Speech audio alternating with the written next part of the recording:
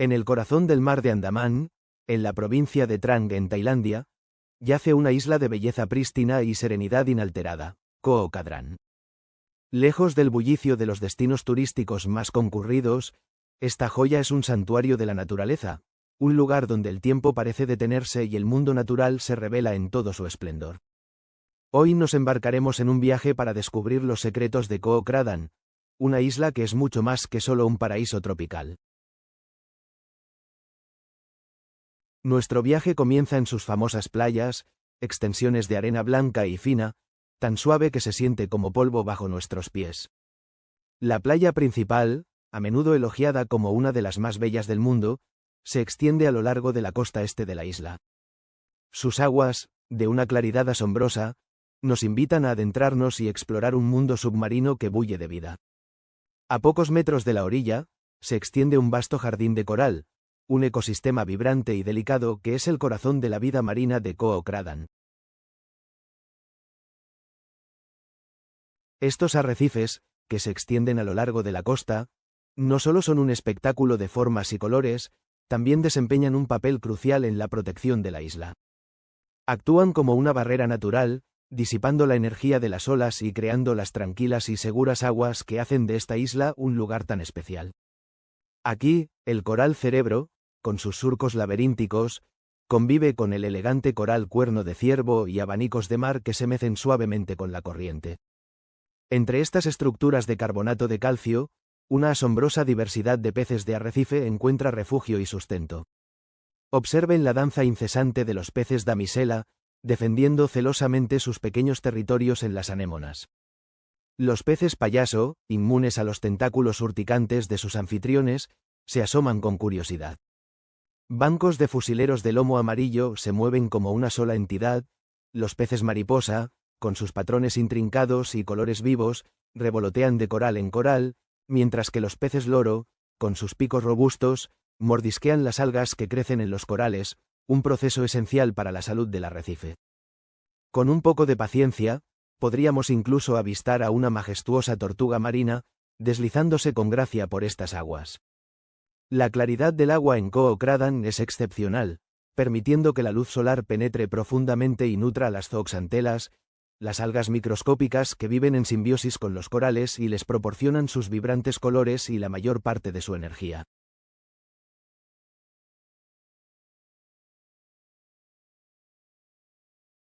Esta relación simbiótica es la base de todo el ecosistema del arrecife. Más allá de los arrecifes, en las bayas más resguardadas, encontramos otro ecosistema marino de vital importancia, las praderas de pastos marinos. Estas llanuras submarinas de hierba ondulante son fundamentales para la salud del entorno costero. Funcionan como zonas de cría para innumerables especies de peces juveniles, que encuentran aquí refugio y alimento. Además, estas praderas son el principal sustento para mamíferos marinos como el dugongo, un gentil gigante que pasta pacíficamente en estos jardines sumergidos. Las tortugas verdes también dependen en gran medida de los pastos marinos, convirtiendo estas áreas en comedores cruciales para su supervivencia. Es fundamental comprender que la salud de estos ecosistemas marinos está intrínsecamente ligada a la del entorno terrestre de la isla. La densa cubierta forestal de Koh Kadran no es solo un hábitat para la fauna terrestre, actúa como una esponja y un filtro natural. Sus raíces estabilizan el suelo, previniendo la erosión y evitando que los sedimentos sean arrastrados hacia el mar durante las lluvias monzónicas. Esta agua, naturalmente filtrada, llega a los arrecifes limpia y clara, una condición indispensable para que los corales y los pastos marinos puedan realizar la fotosíntesis y prosperar. La selva, por tanto, es la guardiana silenciosa del paraíso submarino. Pero la maravilla de Koh Kadran no se limita a sus costas. Al adentrarnos en el interior de la isla, descubrimos un mundo completamente diferente. Colinas ondulantes cubiertas por una selva prístina dominan el paisaje. Este denso bosque tropical es un ecosistema vital que alberga una gran variedad de flora y fauna terrestre. Los árboles altos, cubiertos de enredaderas y epífitas, forman un dosel que protege del sol tropical, creando un ambiente fresco y húmedo en el sotobosque. Aquí, el sonido predominante es el canto de las aves y el zumbido de los insectos. Si levantamos la vista, podríamos ver al águila marina de vientre blanco surcando los cielos o al colorido martín pescador esperando pacientemente su próxima comida cerca de un arroyo.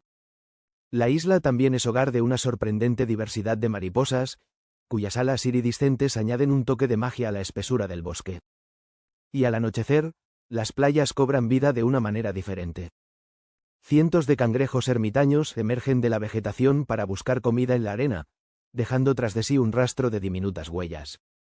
La belleza de Koh Kradan es el resultado de millones de años de procesos geológicos. La isla es parte del Parque Nacional Hat Chao Mai, una región caracterizada por sus impresionantes formaciones de piedra caliza y su topografía kárstica. Esta piedra caliza se formó a partir de los esqueletos y conchas de organismos marinos que se acumularon en el fondo de un mar cálido y poco profundo durante el período Paleozoico y Mesozoico. Con el tiempo, los movimientos tectónicos elevaron estos depósitos de piedra caliza por encima del nivel del mar.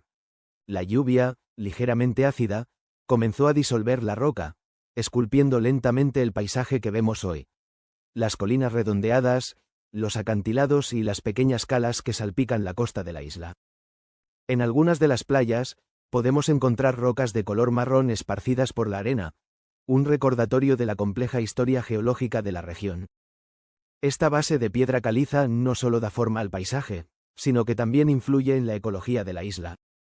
El suelo derivado de la piedra caliza es rico en nutrientes, lo que sustenta la exuberante vegetación tropical que cubre la isla.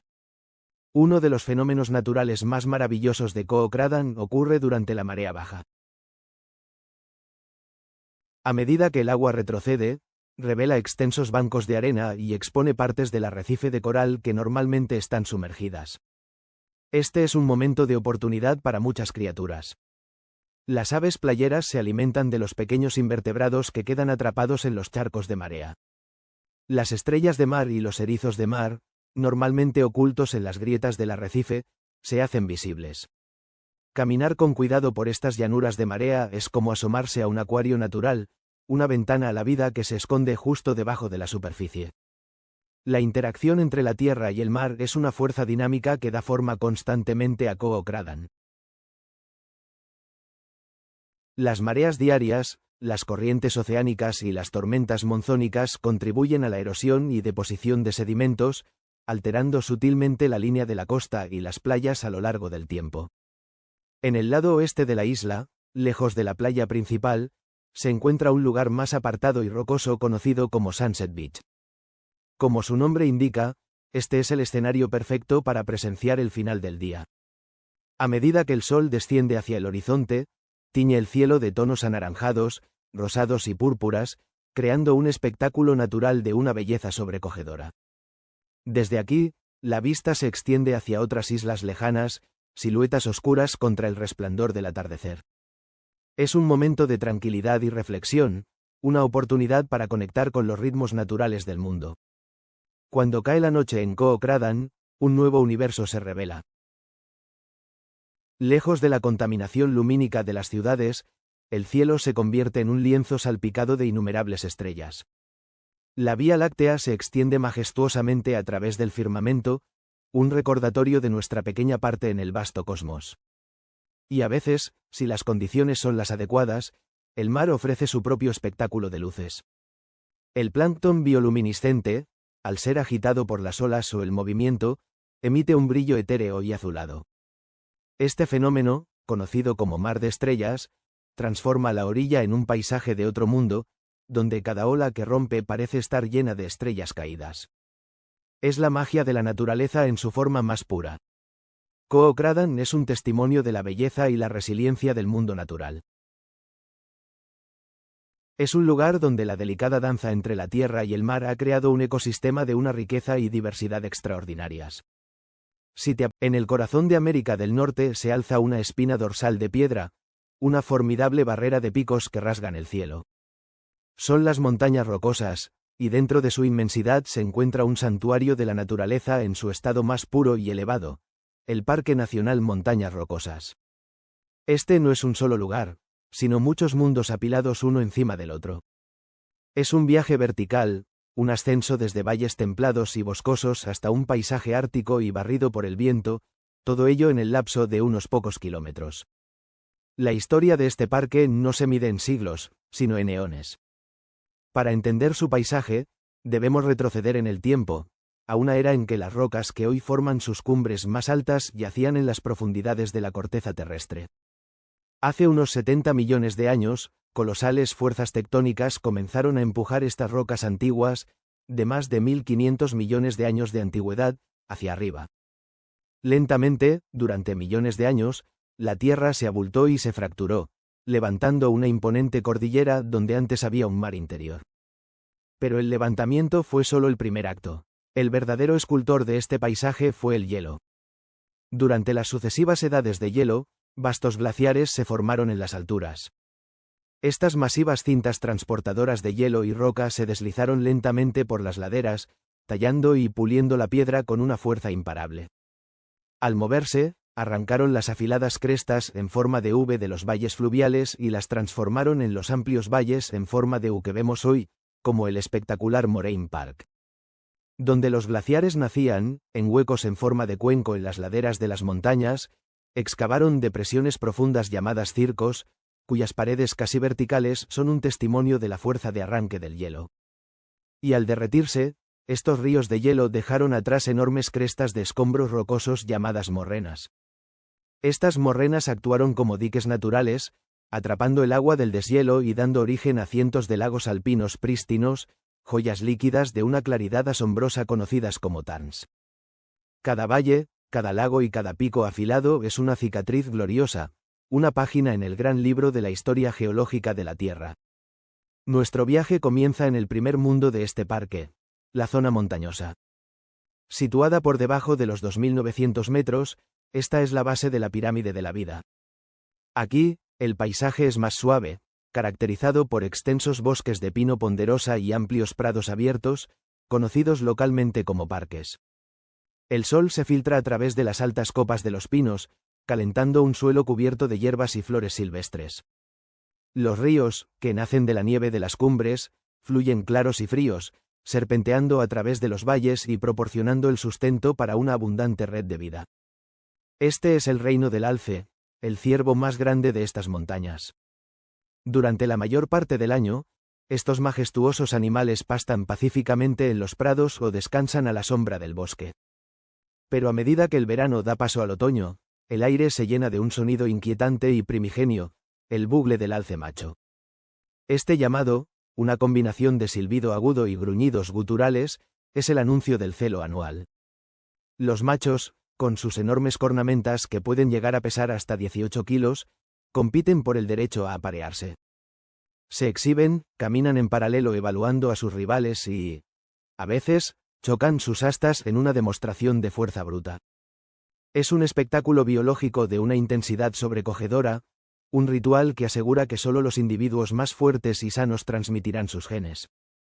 Junto a los alces, manadas de ciervos mulos también deambulan por esta zona, sus grandes orejas girando para captar cualquier sonido, siempre alertas a la presencia de depredadores como el coyote. A medida que ascendemos, dejando atrás los prados soleados, entramos en el segundo mundo, la zona subalpina. Entre los 2900 y 3300 metros, el bosque se vuelve más denso, oscuro y silencioso. Los pinos ponderosa dan paso a bosques de abeto de Engelmann y abeto subalpino. Estos árboles crecen tan juntos que sus ramas bloquean gran parte de la luz solar, creando un ambiente fresco y sombrío en el suelo del bosque. Este es un mundo de transición, el campo de batalla donde el bosque lucha contra los elementos de la alta montaña. A medida que nos acercamos al límite superior de esta zona, el famoso límite del bosque o tree line, los árboles comienzan a mostrar las cicatrices de su lucha. El viento implacable, cargado de hielo y nieve en invierno, los esculpe en formas fantasmales. Aquí encontramos el fenómeno conocido como Krummholz, una palabra alemana que significa madera torcida.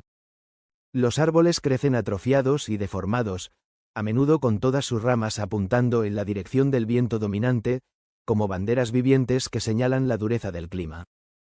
Algunos incluso crecen postrados sobre el suelo, buscando refugio del viento incesante. La vida aquí es más discreta. La liebre americana, con su pelaje que cambia de marrón en verano a blanco en invierno, está perfectamente camuflada para este entorno. Y en las copas de los árboles, el cascanueces de Clark juega un papel ecológico fundamental. Esta inteligente ave cosecha miles de semillas de pino cada año y las entierra en pequeños escondites para el invierno. Las semillas que no recupera tienen la oportunidad de germinar, asegurando la regeneración del bosque en este entorno desafiante. Finalmente, cruzamos el límite invisible de los árboles y emergemos en el tercer y más extraordinario mundo del parque, la tundra alpina.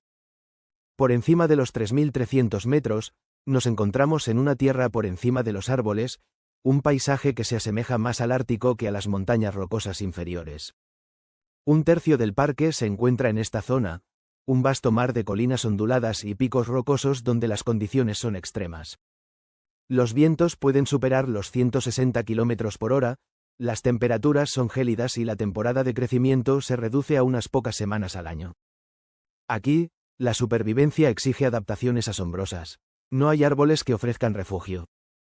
Las plantas han evolucionado para crecer pegadas al suelo, formando densos cojines que atrapan el calor y la humedad, creando su propio microclima. Durante su corta floración estival, transforman este paisaje austero en un delicado jardín de rocas.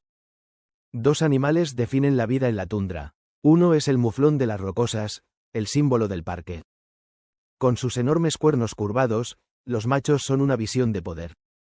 Sus pezuñas están especialmente adaptadas, con un borde exterior duro y una almohadilla interior suave y gomosa que les proporciona un agarre excepcional en los terrenos más escarpados.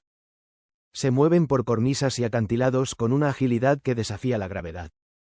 El otro residente icónico es la pica americana. Este pequeño pariente del conejo no hiberna. Para sobrevivir a los largos y brutales inviernos, pasa el corto verano recolectando frenéticamente flores y hierbas. Amontona estas plantas en pilas de heno bajo las rocas para que se sequen y le sirvan de alimento durante los meses de nieve. Sus agudos chillidos de alerta resuenan entre las rocas, una banda sonora constante de la vida en la cima del mundo.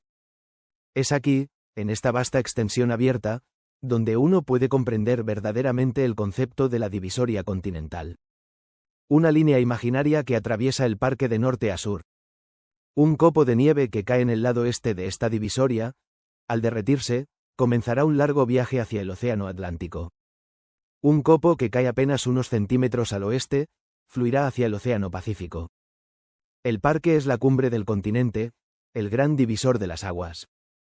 Desde los valles fluviales llenos de vida, a través de los bosques silenciosos y hasta la inmensidad azotada por el viento de la tundra, el Parque Nacional Montañas Rocosas es una lección de resiliencia.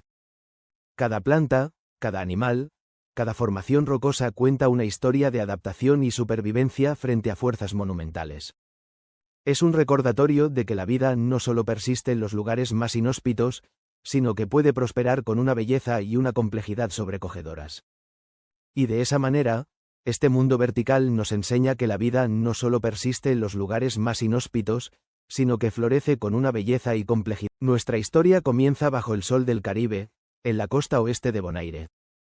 Kralendijk, cuyo nombre en neerlandés significa dique de coral, no es una ciudad en el sentido tradicional.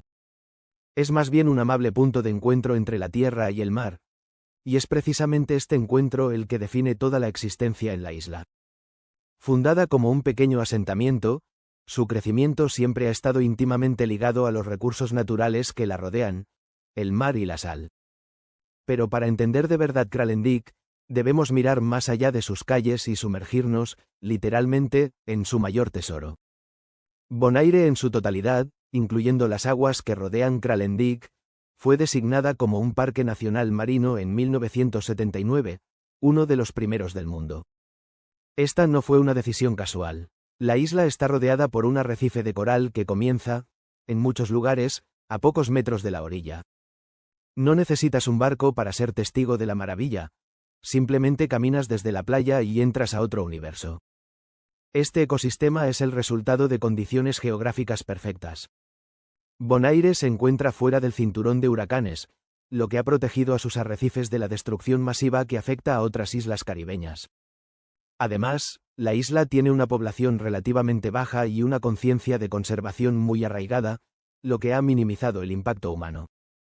Las corrientes oceánicas que bañan sus costas traen consigo un flujo constante de nutrientes, alimentando una cadena de vida espectacularmente compleja. Hablemos de lo que vive allí. Los arrecifes de Bonaire albergan más de 350 especies de peces y 57 especies de coral, tanto blandos como duros. Al sumergirte, es como entrar en una metrópolis submarina. Bancos de cirujanos azules se mueven en una coreografía perfecta, mientras que peces loro, con sus picos duros, mordisquean incansablemente los corales, un proceso esencial para la producción de la arena blanca y fina que encontramos en las playas. Es un ciclo natural en plena acción. El pez loro come algas de los corales y, al digerir, excreta arena. Sí, gran parte de esa hermosa arena blanca ha pasado por el sistema digestivo de un pez. En las grietas y oquedades del arrecife, se esconden morenas curiosas, langostas espinosas y el diminuto, pero maravilloso, pez sapo de Cozumel, una especie que, a pesar de su nombre, también ha hecho de Bonaire su hogar. Y si miramos hacia el azul profundo, no es raro encontrarse con la majestuosa silueta de una tortuga carey o una tortuga verde, que anidan en las playas de la isla. Ocasionalmente, un grupo de delfines atraviesa las aguas, o incluso el gigante apacible del océano, el tiburón ballena, hace una aparición estelar, filtrando plancton en su migración. Una de las características más maravillosas de la costa de Kralendijk es lo que se conoce como el doble arrecife. En algunas zonas, un primer arrecife florece cerca de la costa, seguido por un canal de arena, y luego, más lejos, un segundo arrecife se eleva desde las profundidades. Esta formación geológica única crea hábitats diversos que atraen a diferentes tipos de vida marina, aumentando la biodiversidad general de la zona. Es un fenómeno que solo se da en un puñado de lugares en todo el mundo. Pero la vida en Bonaire no termina en la orilla del mar. Si nos alejamos un poco de Kralendijk y nos dirigimos hacia el norte, nos encontramos con el Parque Nacional Washington Slackby. Este parque ocupa casi una quinta parte de la isla y protege un ecosistema completamente diferente, pero igualmente maravilloso. Aquí, el paisaje es semiárido, dominado por colinas, lagos salados o salinas, y una vegetación resistente compuesta principalmente por cactus y árboles dibi-dibi, esos icónicos árboles que el viento constante peina hacia una sola dirección. Este entorno, que a primera vista podría parecer inhóspito, está lleno de vida adaptada a la escasez de agua. Lagartijas de un azul eléctrico, conocidas localmente como blo-blo, se escabulen entre las rocas. Iguanas de gran tamaño toman el sol impávidas, confiando en su camuflaje. Y en el cielo, una variedad de aves encuentra su paraíso particular. El parque es un santuario de aves crucial. Y hablando de aves, no podemos ignorar a los habitantes más famosos y llamativos de Bonaire, los flamencos. Si nos dirigimos al sur de Kralendijk, el paisaje cambia drásticamente. El azul turquesa del mar da paso a extensas llanuras de sal de un blanco cegador y lagunas de un rosa intenso y casi irreal. Este es el santuario de flamencos de Pekelmeer. La palabra Pekelmeer significa lago de salmuera en neerlandés, un nombre muy apropiado. El color de estas aguas no es artificial. Es el resultado de la proliferación de un tipo de alga microscópica llamada Dunaliella salina y de pequeños crustáceos, como la Artemia salina o camarón de salmuera. Estos organismos prosperan en condiciones de altísima salinidad, donde pocas otras formas de vida podrían sobrevivir. Y son precisamente estos crustáceos la principal fuente de alimento de los flamencos. El pigmento carotenoide presente en las algas y los camarones es lo que les da a los flamencos su espectacular color rosado. Sin esta dieta específica, sus plumas serían blancas. Aquí, en Pekelmeer, miles de flamencos se reúnen para alimentarse y reproducirse. Construyen sus nidos de barro en las llanuras saladas, creando una imagen que parece sacada de otro mundo. Es una de las únicas 4 áreas de reproducción del flamenco del Caribe en todo el mundo. Observarlos desde la distancia, con sus largos cuellos curvados y sus patas delgadas moviéndose con elegancia en el agua, es una experiencia hipnótica. Este paisaje de salinas no solo es un festín para los flamencos, sino que también es un testimonio de la historia geológica e industrial de la isla. La producción de sal ha sido una actividad económica clave en Bonaire durante siglos. El proceso es, en esencia, una imitación acelerada de la naturaleza. El agua de mar se bombea a una serie de estanques poco profundos. El sol intenso y los vientos constantes del Caribe se encargan del resto, evaporando el agua lentamente. A medida que el agua se evapora, la salinidad aumenta, y en la etapa final, la sal se cristaliza y puede ser cosechada, formando esas impresionantes montañas blancas que contrastan con el cielo azul y las lagunas rosas. La isla de Bonaire misma es el producto de complejas fuerzas geológicas. No es una isla volcánica típica. Se formó por el levantamiento de una placa tectónica submarina. A lo largo de millones de años, los arrecifes de coral crecieron sobre esta base rocosa ascendente. Cuando el nivel del mar cambió, partes de estos arrecifes quedaron expuestas, creando la isla que vemos hoy. Es por eso por lo que en muchas partes del interior de Bonaire se pueden encontrar fósiles de coral y conchas marinas, a kilómetros de la costa actual. La isla entera es, en cierto modo, un arrecife fosilizado. Y no podemos terminar nuestro viaje sin mencionar a Klein Bonaire, o Pequeña Bonaire. Esta pequeña isla deshabitada se encuentra justo enfrente de Kralendijk, a menos de 1 kilómetro de distancia. Es una joya de conservación. Completamente plana y rodeada por un arrecife espectacular, Klein Bonaire es una zona de anidación vital para las tortugas marinas y alberga algunos de los corales más prístinos de la región. Durante décadas, hubo planes para desarrollar la isla, pero gracias a los esfuerzos de conservación, fue comprada y añadida al Parque Nacional Marino de Bonaire, asegurando su protección a perpetuidad. Es un recordatorio tangible del compromiso de la isla con la preservación de su patrimonio natural. Así que, cuando pensamos en Kralendijk, no debemos pensar solo en una ciudad. Debemos pensar en ella como el corazón de un organismo vivo y complejo. Un lugar donde cada elemento está interconectado. Los peces loro que limpian los corales, produciendo arena. Los flamencos que obtienen su color de los crustáceos que viven en las salinas. Y el arrecife de coral, ese dique viviente que da nombre a la capital y protege a la isla, creando un paraíso submarino sin igual. Kralendijk no es un destino de paso. Es una inmersión total en la belleza cruda y sin filtro. El mundo es, sin duda, el artista más paciente y grandioso que existe. No se utiliza cincel ni martillo, sino herramientas mucho más poderosas y lentas: el tiempo, el agua, el viento y la química. A lo largo de millones de años, estas fuerzas incansables han esculpido nuestro mundo, creando paisajes que desafían la imaginación. A veces, el resultado es tan extraordinario que parece imitar formas que conocemos. Hoy viajaremos a un rincón remoto y espectacular del mundo, a la costa sur de Australia Occidental. Allí, en un parque nacional bañado por aguas turquesas, descansa una de las esculturas naturales más asombrosas que se puedan encontrar: una manada de gigantescos elefantes de piedra, sumergidos parcialmente en el océano. No es una instalación artística humana, es el resultado de un proceso geológico tan antiguo como maravilloso. Prepárense para descubrir la historia detrás de las rocas elefante. Para entender cómo nacieron estos gigantes de piedra, debemos emprender un viaje en el tiempo, un viaje que comienza a kilómetros de profundidad bajo la superficie terrestre, hace más de 1000 millones de años. En las entrañas de la Tierra, la roca fundida, o magma, se arremolinaba en vastas cámaras.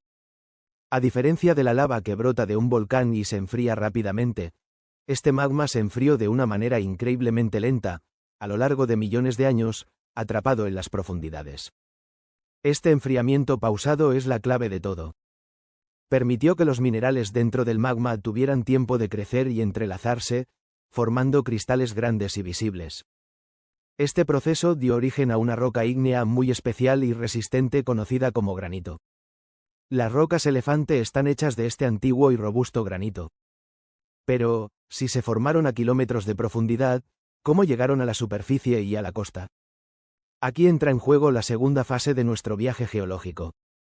Durante cientos de millones de años, las placas tectónicas se movieron, empujando y elevando lentamente esta masa de granito. Al mismo tiempo, las fuerzas de la erosión, como el viento y la lluvia, comenzaron a desgastar las capas de roca más blandas que se encontraban por encima. Imaginemos una cubierta de miles de metros de roca y sedimento, que a lo largo de eones, fue retirada pacientemente, grano a grano, hasta que finalmente, el duro corazón de granito quedó expuesto a los elementos. Lo que vemos hoy es solo la punta de un iceberg geológico, una pequeña parte de una inmensa masa de granito subterránea conocida como batolito. Pero el hecho de que el granito saliera a la superficie fue solo el comienzo de su transformación. Ahora, la naturaleza tenía que ponerse su sombrero de escultora.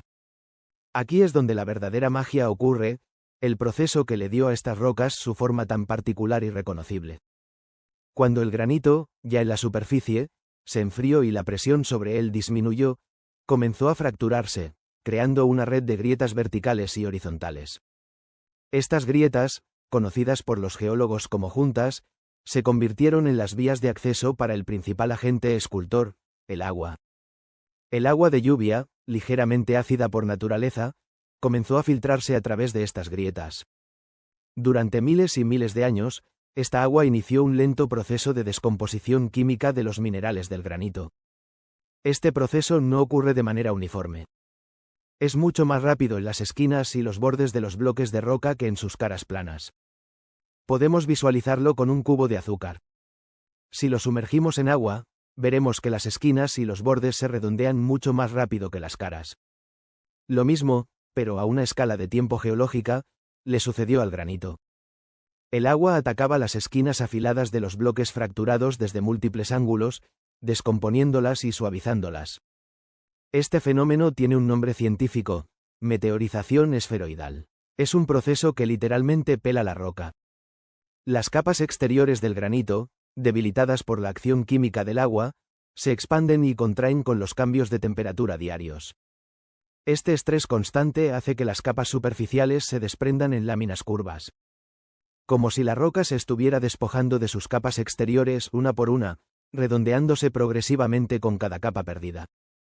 A medida que el suelo y los fragmentos de roca descompuesta eran arrastrados por la lluvia y el viento, las formas redondeadas y masivas que estaban siendo esculpidas bajo tierra quedaron finalmente al descubierto.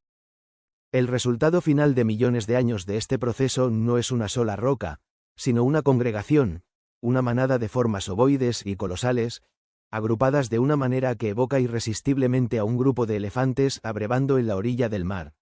Sus superficies son sorprendentemente suaves al tacto, pulidas por el viento cargado de arena y el rocío salino del Océano Índico. El color gris moteado del granito, con sus cristales de cuarzo, feldespato y mica, se asemeja a la piel arrugada y robusta de un paquidermo. Algunas de estas rocas son tan grandes como una casa pequeña o un autobús, y su peso se cuenta por cientos de toneladas. La escala es simplemente asombrosa. Caminar entre ellas es una lección de humildad. Uno se siente diminuto junto a estos gigantes silenciosos que han sido testigos de eras geológicas.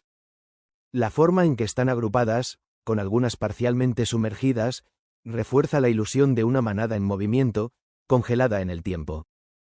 Sus lomos curvos emergen del agua, creando una estampa poderosa y serena.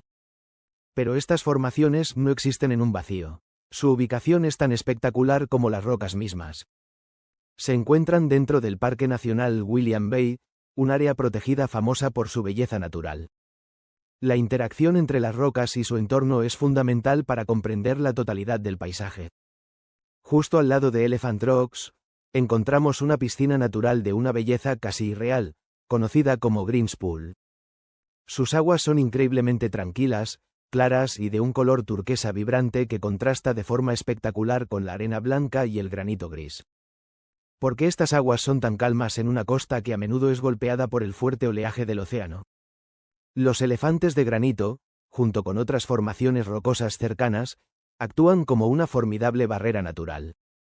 Disipan la energía de las olas que llegan desde el océano abierto, creando una laguna protegida y segura. Es un ejemplo perfecto de cómo una característica geológica da forma a las condiciones locales y crea un microambiente maravilloso. Sin la presencia de estas rocas masivas, Green's Pool no existiría como la conocemos. Sería simplemente otra playa expuesta a las inclemencias del mar. Esta interacción crea un ecosistema maravilloso. Las aguas tranquilas y poco profundas de la laguna se calientan con el sol, proporcionando un hábitat ideal para diversas especies de peces pequeños y otras formas de vida marina que buscan refugio de las corrientes más fuertes. Es un santuario creado por la geología. El proceso de formación, por supuesto, no se ha detenido. Las rocas elefantes siguen cambiando, aunque a un ritmo imperceptible para nosotros. Cada ola que choca contra ellas, cada gota de lluvia que se filtra por sus poros, cada grano de arena que el viento arrastra sobre su superficie, contribuye a su lenta e interminable erosión. Las mismas fuerzas que las crearon, un día las destruirán, devolviendo sus minerales al ciclo de la Tierra. Pero hablamos de escalas de tiempo tan vastas que escapan a nuestra comprensión humana. Durante incontables generaciones futuras, la manada de granito seguirá vigilando la costa australiana. Así que, la próxima vez que veamos una formación rocosa que nos recuerde algo familiar, ya sea una cara, un animal o un objeto, recordemos la historia de las rocas elefante. No son solo rocas que parecen elefantes. Son el resultado final de una cadena de eventos cósmicos y geológicos que se extienden por más de 1000 millones de años. Son un testimonio del poder del enfriamiento lento del magma, de la fuerza implacable del levantamiento tectónico y, sobre todo, de la paciencia artística del agua y el tiempo. Nos cuentan una historia de transformación, de cómo lo angular se vuelve curvo, de cómo lo oculto sale a la luz y de cómo la roca más dura puede ser moldeada con la suavidad de una caricia líquida repetida durante eones. Son un recordatorio de que la naturaleza, con tiempo y paciencia, puede crear. Nos aventuramos hoy en las tierras altas de Islandia, una región remota y de una belleza austera, para descubrir un lugar con un nombre desconcertante. Un nombre que, a primera vista, parece una broma cruel de la naturaleza. Nos referimos a Ljótipollur. En islandés, su nombre se traduce literalmente como el charco feo. Pero como veremos, rara vez un nombre ha sido tan engañoso.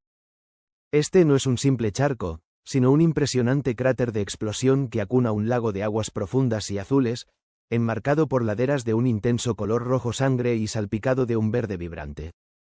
¿Cómo puede un lugar de una belleza tan sobrecogedora llevar un nombre tan poco halagador? ¿Qué cataclismo dio a luz a esta maravilla geológica y qué secretos esconde su paleta de colores casi pictórica?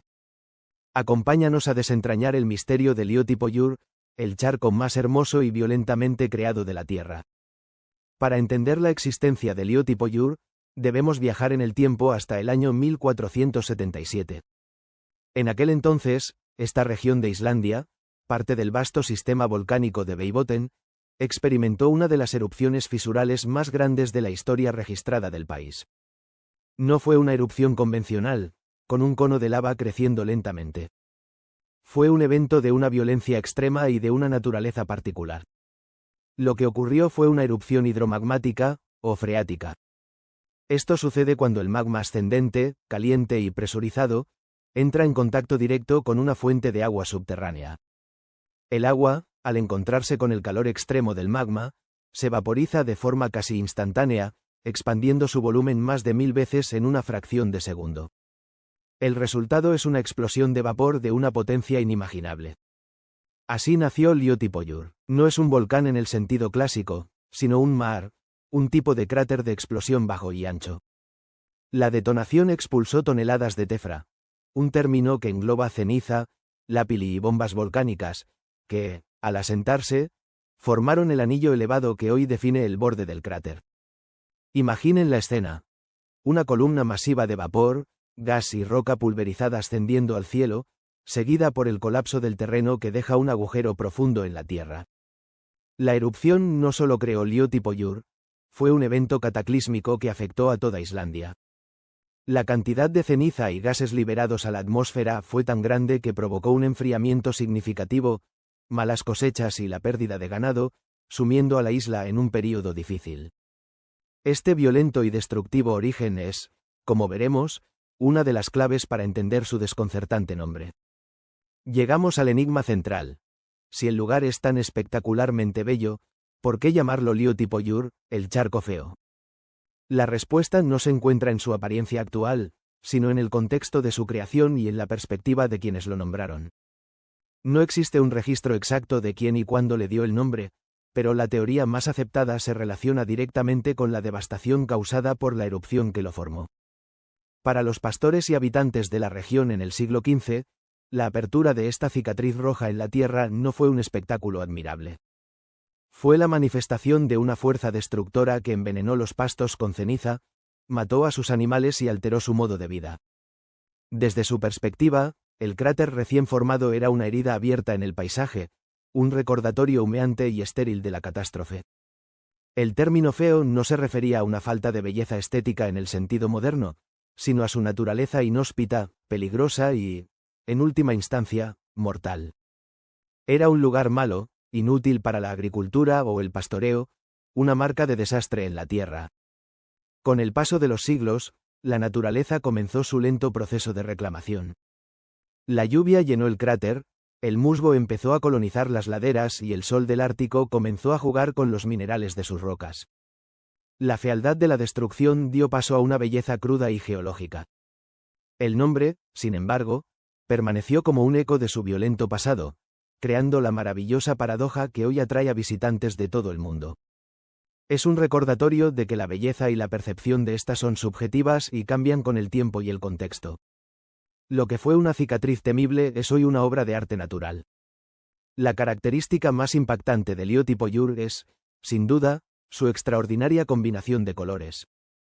No es obra del azar, sino el resultado directo de su composición geológica y de la interacción de la luz con los diferentes elementos del paisaje. El color dominante, ese rojo intenso y anaranjado que define las laderas del cráter, proviene de la propia roca volcánica. La tefra y la escoria expulsada durante la erupción son ricas en hierro. Al quedar expuestas al oxígeno de la atmósfera y a la humedad, este hierro se oxida. Estamos viendo, literalmente, un cráter oxidado a gran escala. Las diferentes tonalidades, que van desde el rojo sangre hasta el naranja quemado e incluso el negro, dependen del grado de oxidación y de la presencia de otros minerales en la roca. Contrastando violentamente con el rojo, encontramos el azul cobalto del lago. Este color se debe a una combinación de factores. Primero, la profundidad. El lago tiene una profundidad considerable, llegando hasta los 14 metros. Al igual que en el océano, el agua absorbe las longitudes de onda más largas del espectro de luz, rojos, naranjas, y refleja las más cortas, azules. Segundo, la pureza. El agua es increíblemente clara, con muy pocos sedimentos o vida orgánica en suspensión, lo que permite que la luz penetre profundamente y el efecto de dispersión del azul sea máximo. El resultado es un espejo de un azul tan saturado que parece irreal. Finalmente, el tercer color primario de esta paleta natural es el verde.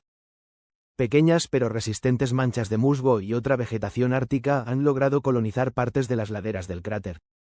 Este verde vibrante, casi fluorescente, crea un contraste espectacular contra el fondo rojo y negro de la roca volcánica.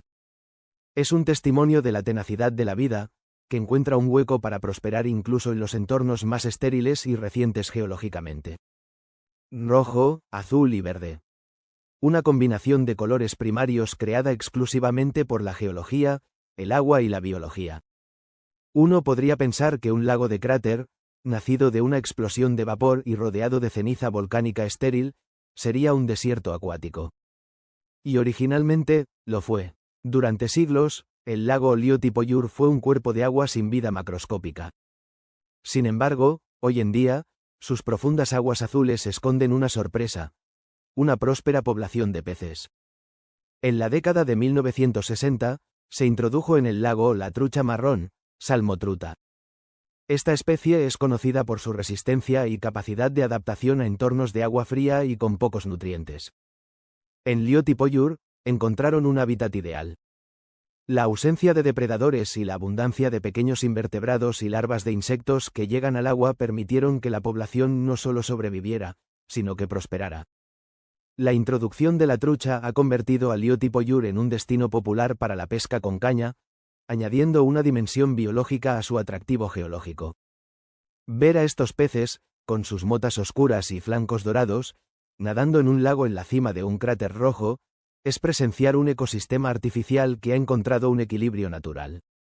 La vida no se limita al agua. Las laderas, a pesar de su apariencia inhóspita, son un microhábitat para diversas plantas resistentes.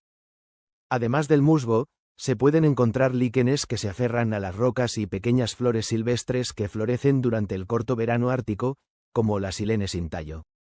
Estas plantas son pioneras, las primeras en colonizar un paisaje nuevo, descomponiendo lentamente la roca volcánica y creando, grano a grano, el suelo que permitirá que en el futuro se establezca una vegetación más compleja.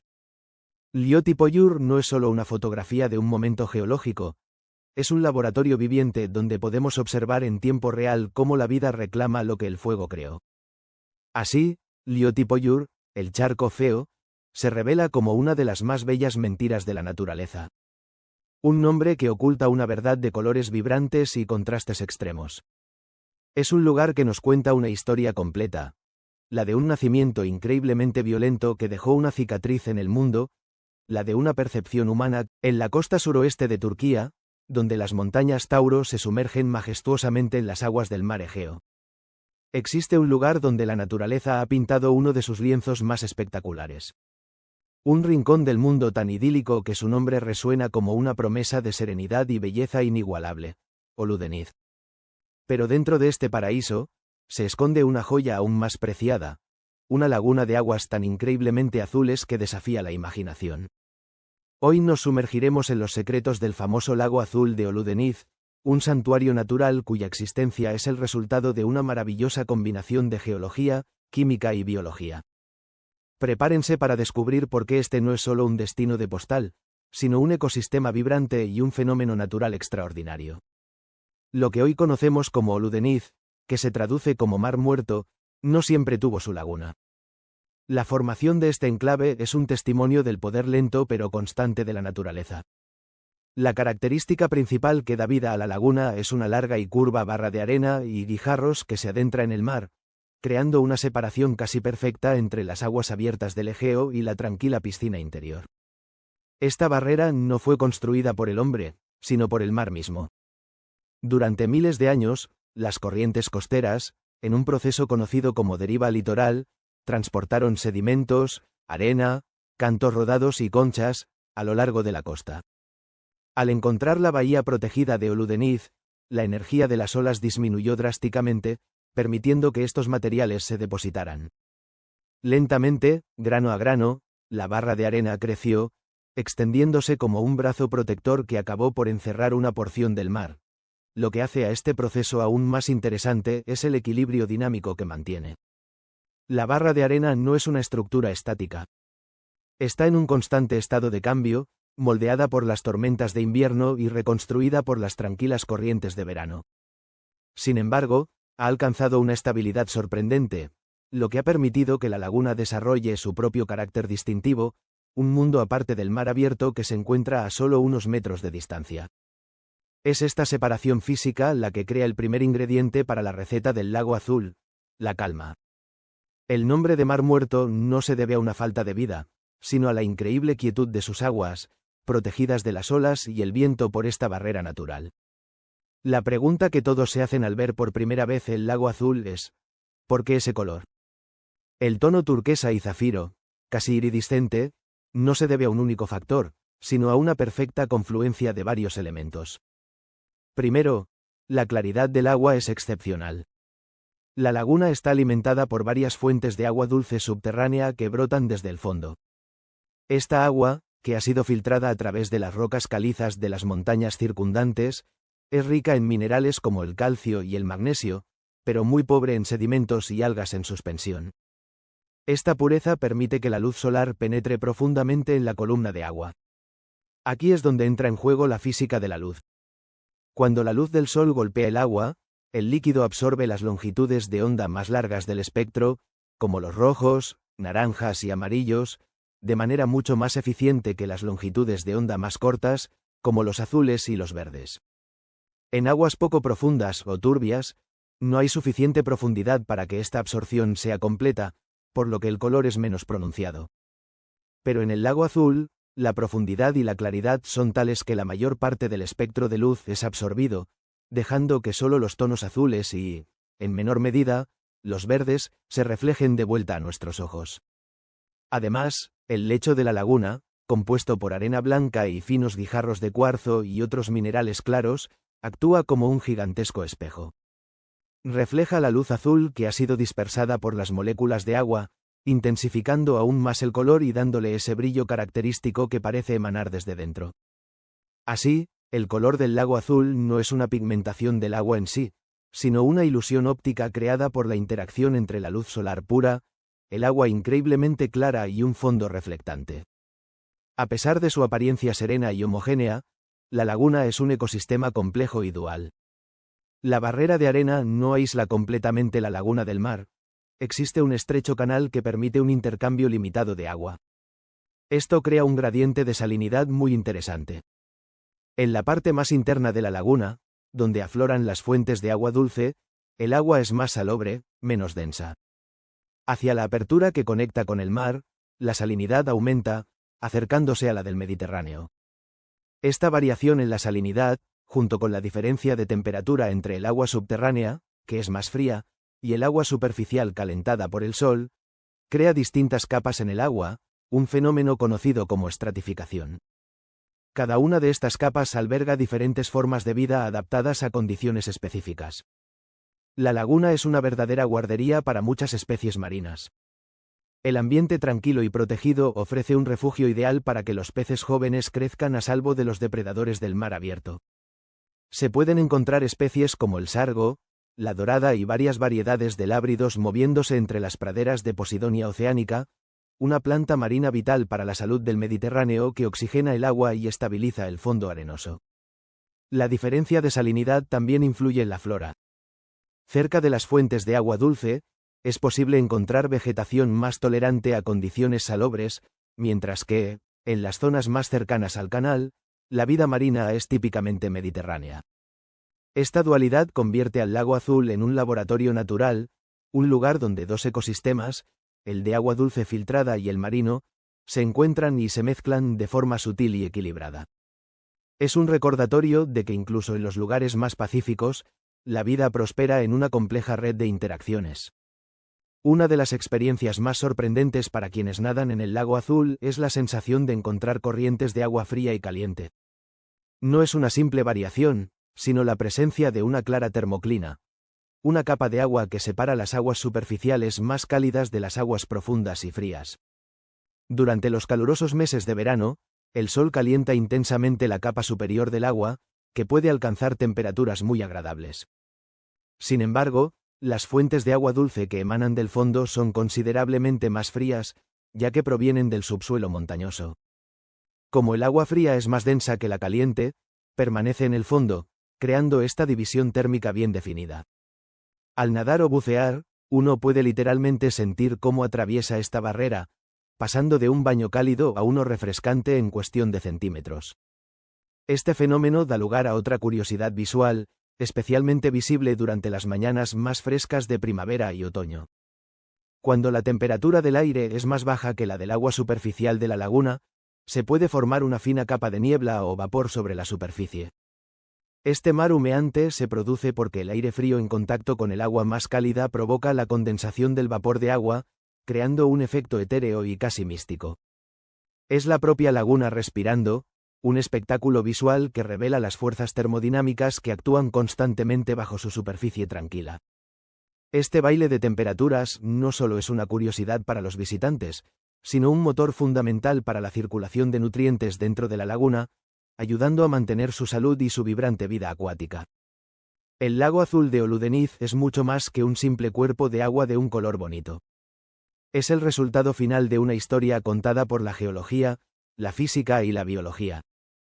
Desde la paciente construcción de su barrera de arena por las corrientes marinas, en el corazón marítimo del sudeste asiático yace una isla de grandes contrastes, un mundo en sí mismo, envuelto en un antiguo dosel esmeralda.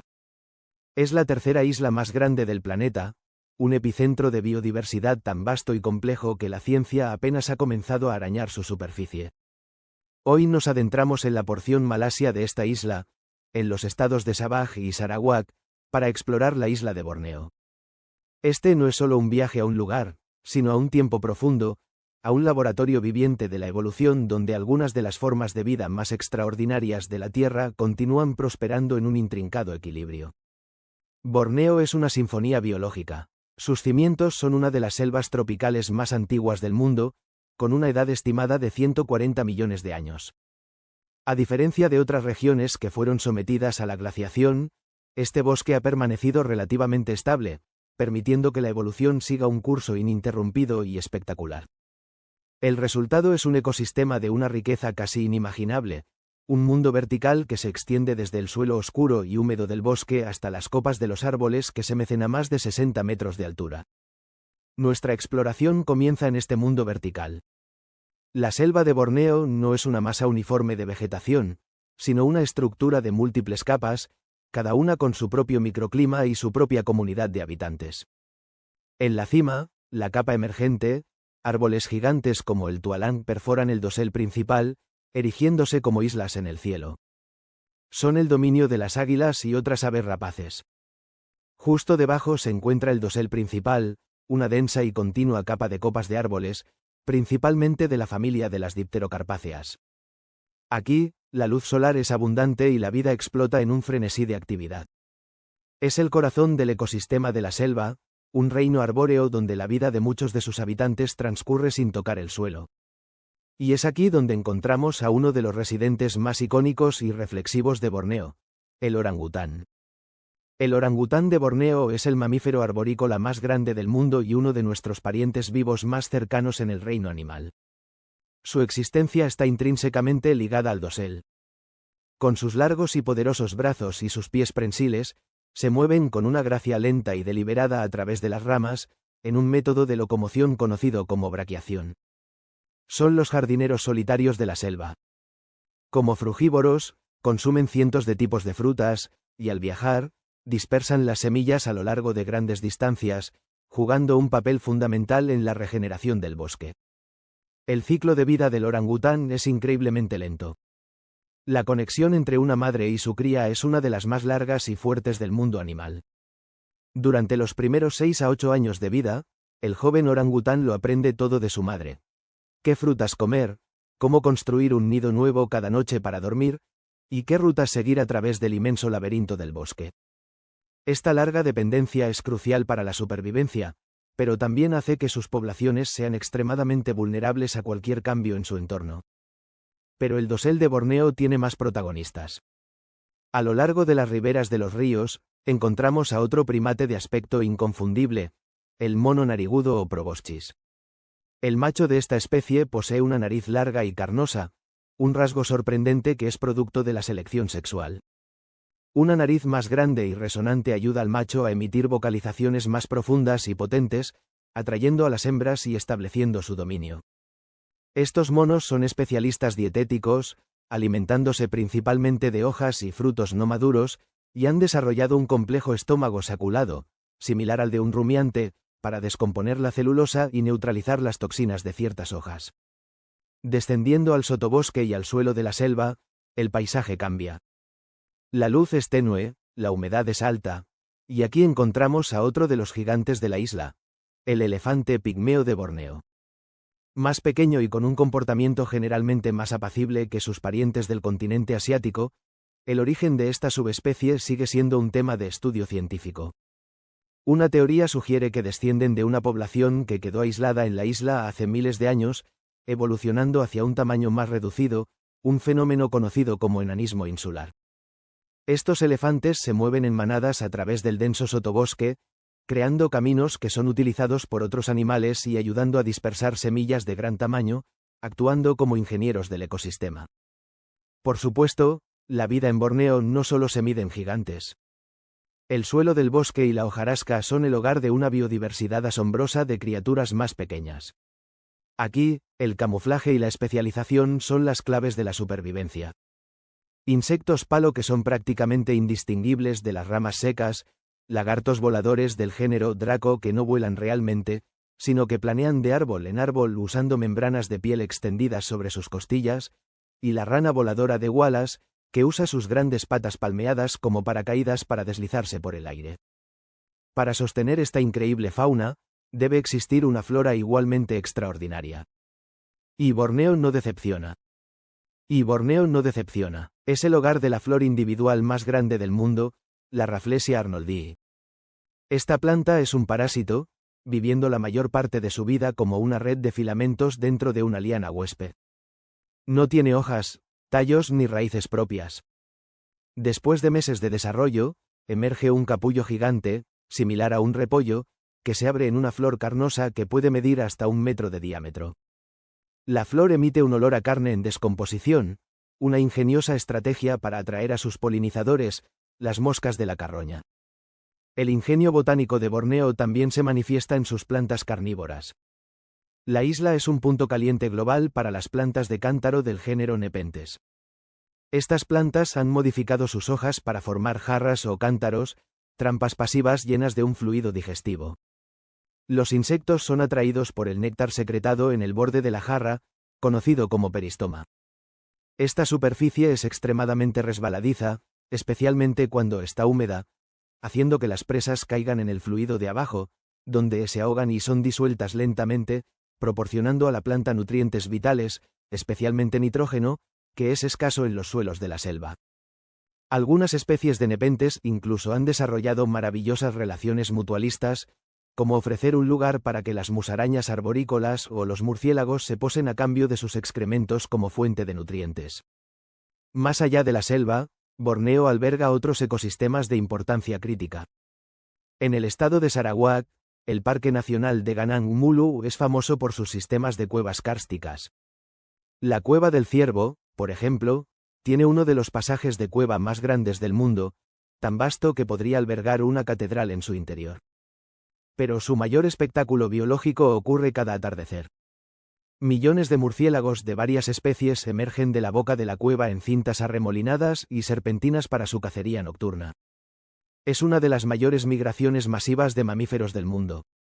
Dentro de la cueva, sus excrementos, conocidos como guano, han creado una montaña literal que es la base de un ecosistema único, sustentando a una vasta comunidad de invertebrados que solo pueden vivir en este entorno de oscuridad total.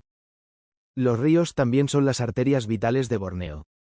El río Kinabatangan, en Sabah, serpentea desde las tierras altas hasta el mar de Sulu, y sus riberas actúan como un corredor de vida silvestre.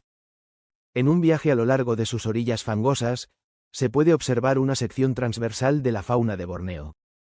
Manadas de elefantes pigmeos bajan a bañarse, los monos narigudos se congregan en los árboles ribereños para pasar la noche, cocodrilos de estuario se deslizan por las aguas turbias, y una deslumbrante variedad de aves, incluidos los 8 tipos de bucerótidos o cálaos que se encuentran en Borneo, llenan el aire con sus llamadas y el sonido de sus poderosas alas. La isla de Borneo es un tesoro de la historia natural. Es un sistema complejo y profundamente interconectado, donde cada especie, por grande o pequeña que sea, desempeña un papel insustituible. Estudiar Borneo, en el corazón de la península de los Balcanes, en la región sur de Bosnia y Herzegovina, la naturaleza ha esculpido una de sus obras maestras más espectaculares.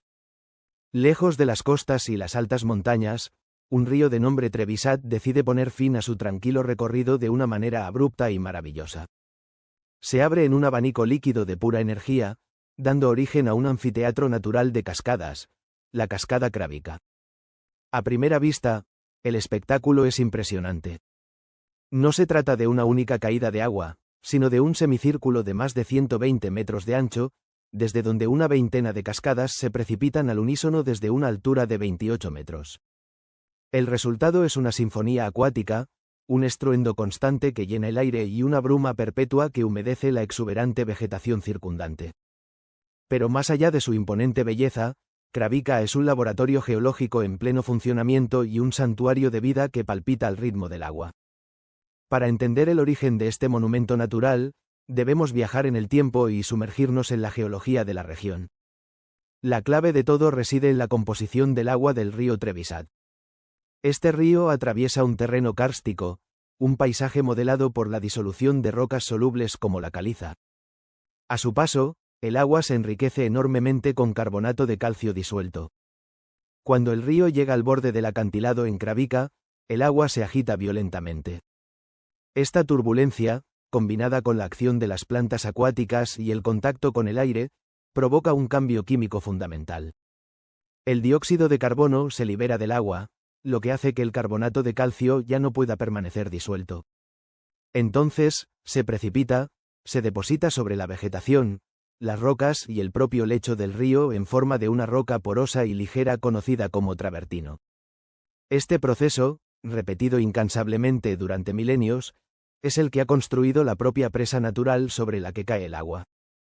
Kravica no es una cascada que erosiona la roca, sino una cascada que la crea. Cada gota de agua que cae es una pequeña contribuyente, una obrera en una construcción geológica que nunca cesa. Las formaciones de travertino, con sus texturas caprichosas y sus cortinas de musgo, son el testimonio tangible de este fenómeno de deposición constante. Es un proceso tan activo que la forma misma de las cascadas está en un estado de cambio perpetuo, aunque a una escala de tiempo que escapa a nuestra percepción humana. Esta fábrica de roca no es un proceso puramente químico e inerte. A nivel microscópico, la superficie del travertino es un bullicioso ecosistema de cianobacterias, diatomeas y otras algas que forman una biopelícula resbaladiza. Estos microorganismos son participantes activos en la construcción.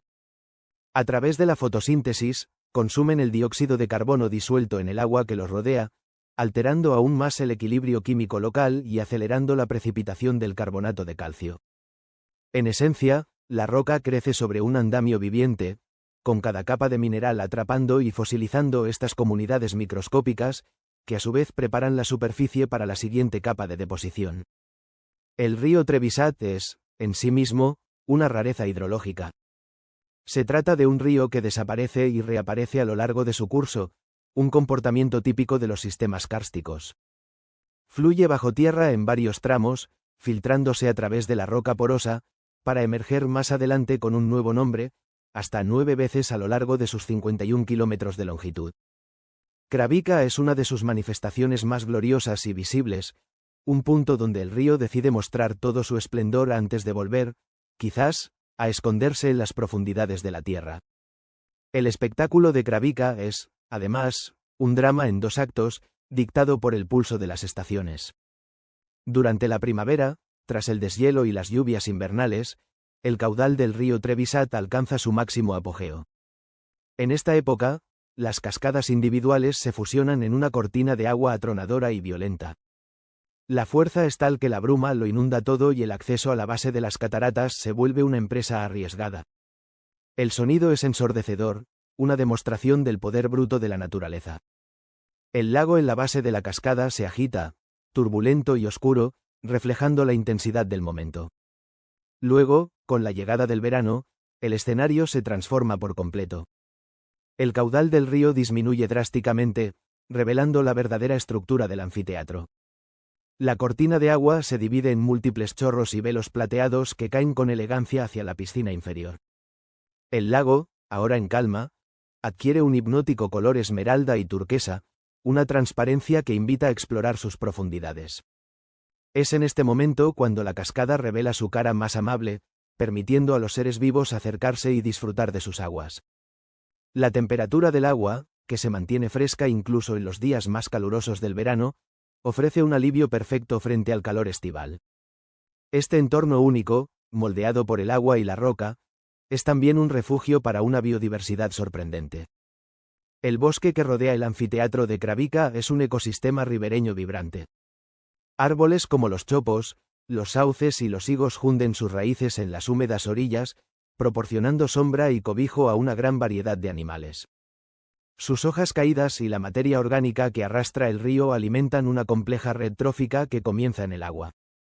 Las aguas cristalinas del Trevisat, ricas en oxígeno gracias a la constante agitación de las cascadas, son el hogar de diversas especies de peces. Entre ellas destaca la trucha de arroyo, un pez que requiere aguas frías y limpias para prosperar, y cuya presencia es un indicador biológico de la excelente calidad del ecosistema.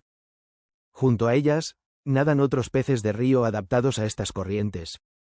El constante rocío de las cascadas crea un microclima único en las paredes de travertino. Sobre esta roca viva crece una gruesa capa de musgos, helechos y otras plantas que toleran la humedad extrema.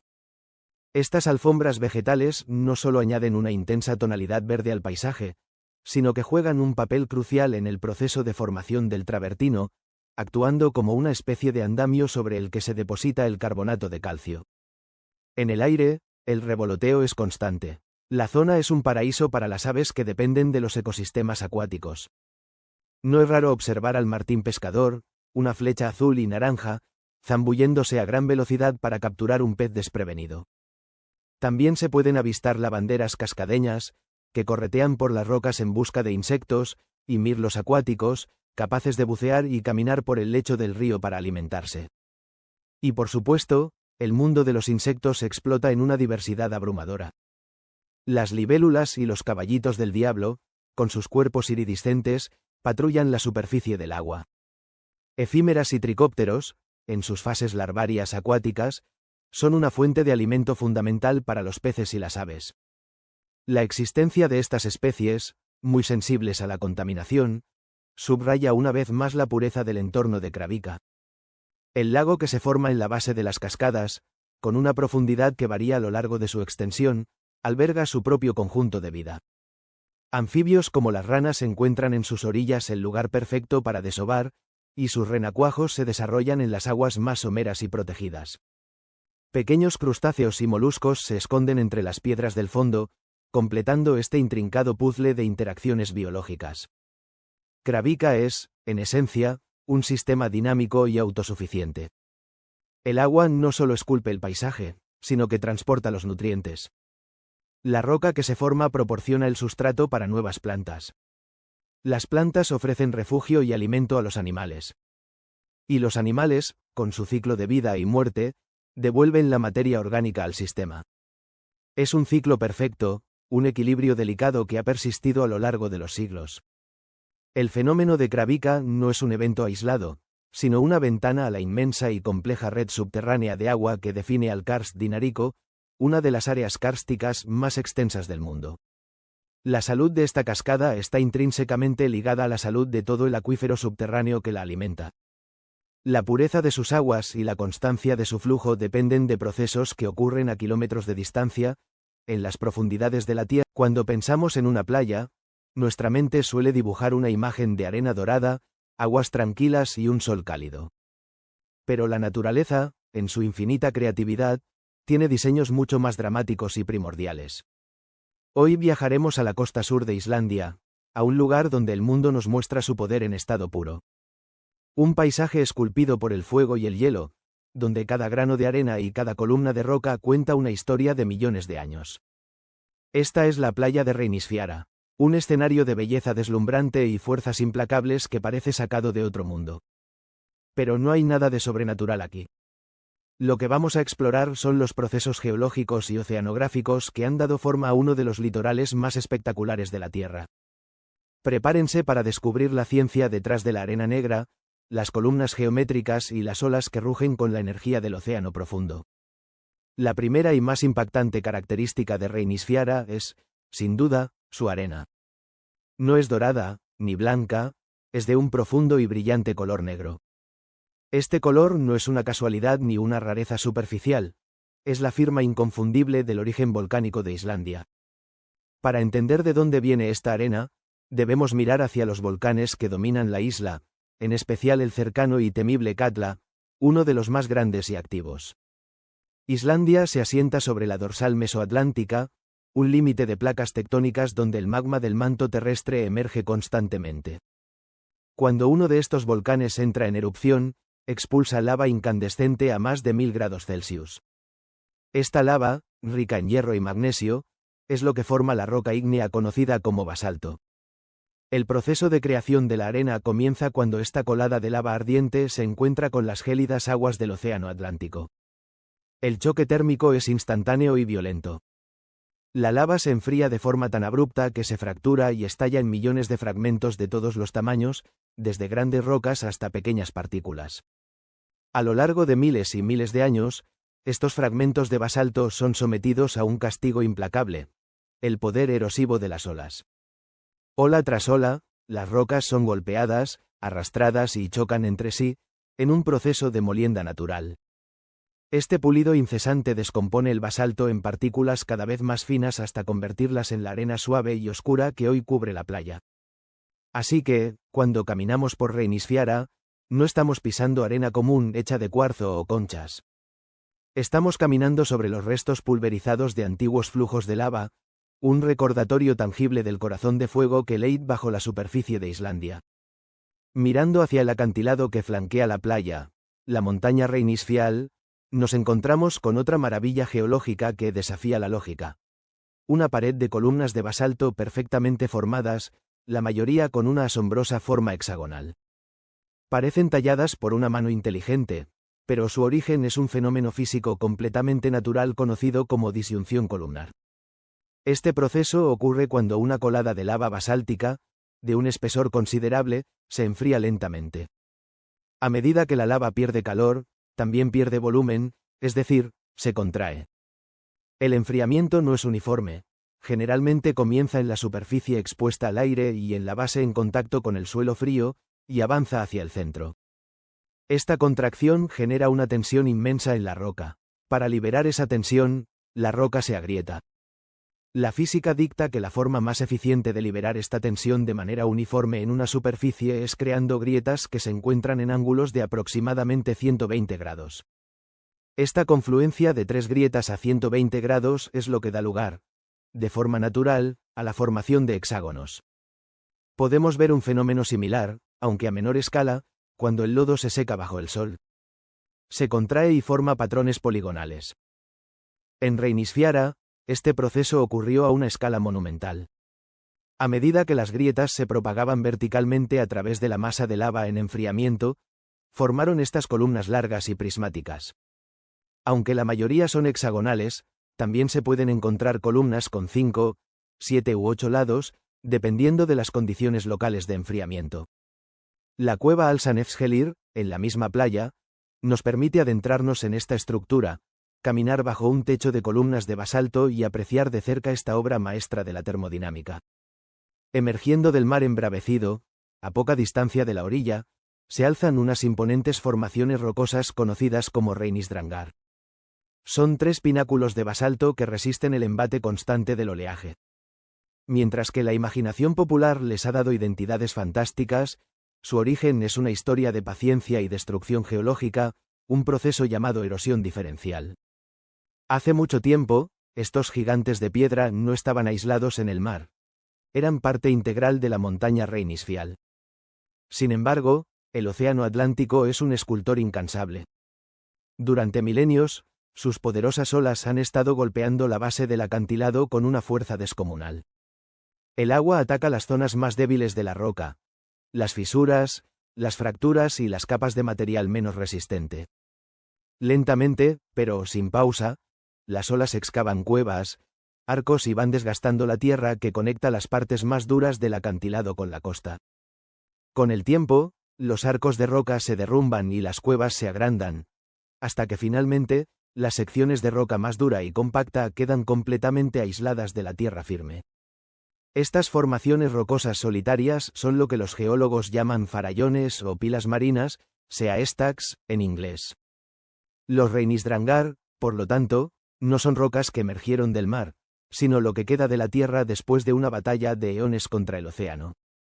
Son testigos silenciosos de la costa que alguna vez se extendió más lejos y un recordatorio de que, aunque parezcan eternos, ellos también están siendo erosionados lentamente y algún día desaparecerán bajo las olas que les dieron su forma actual.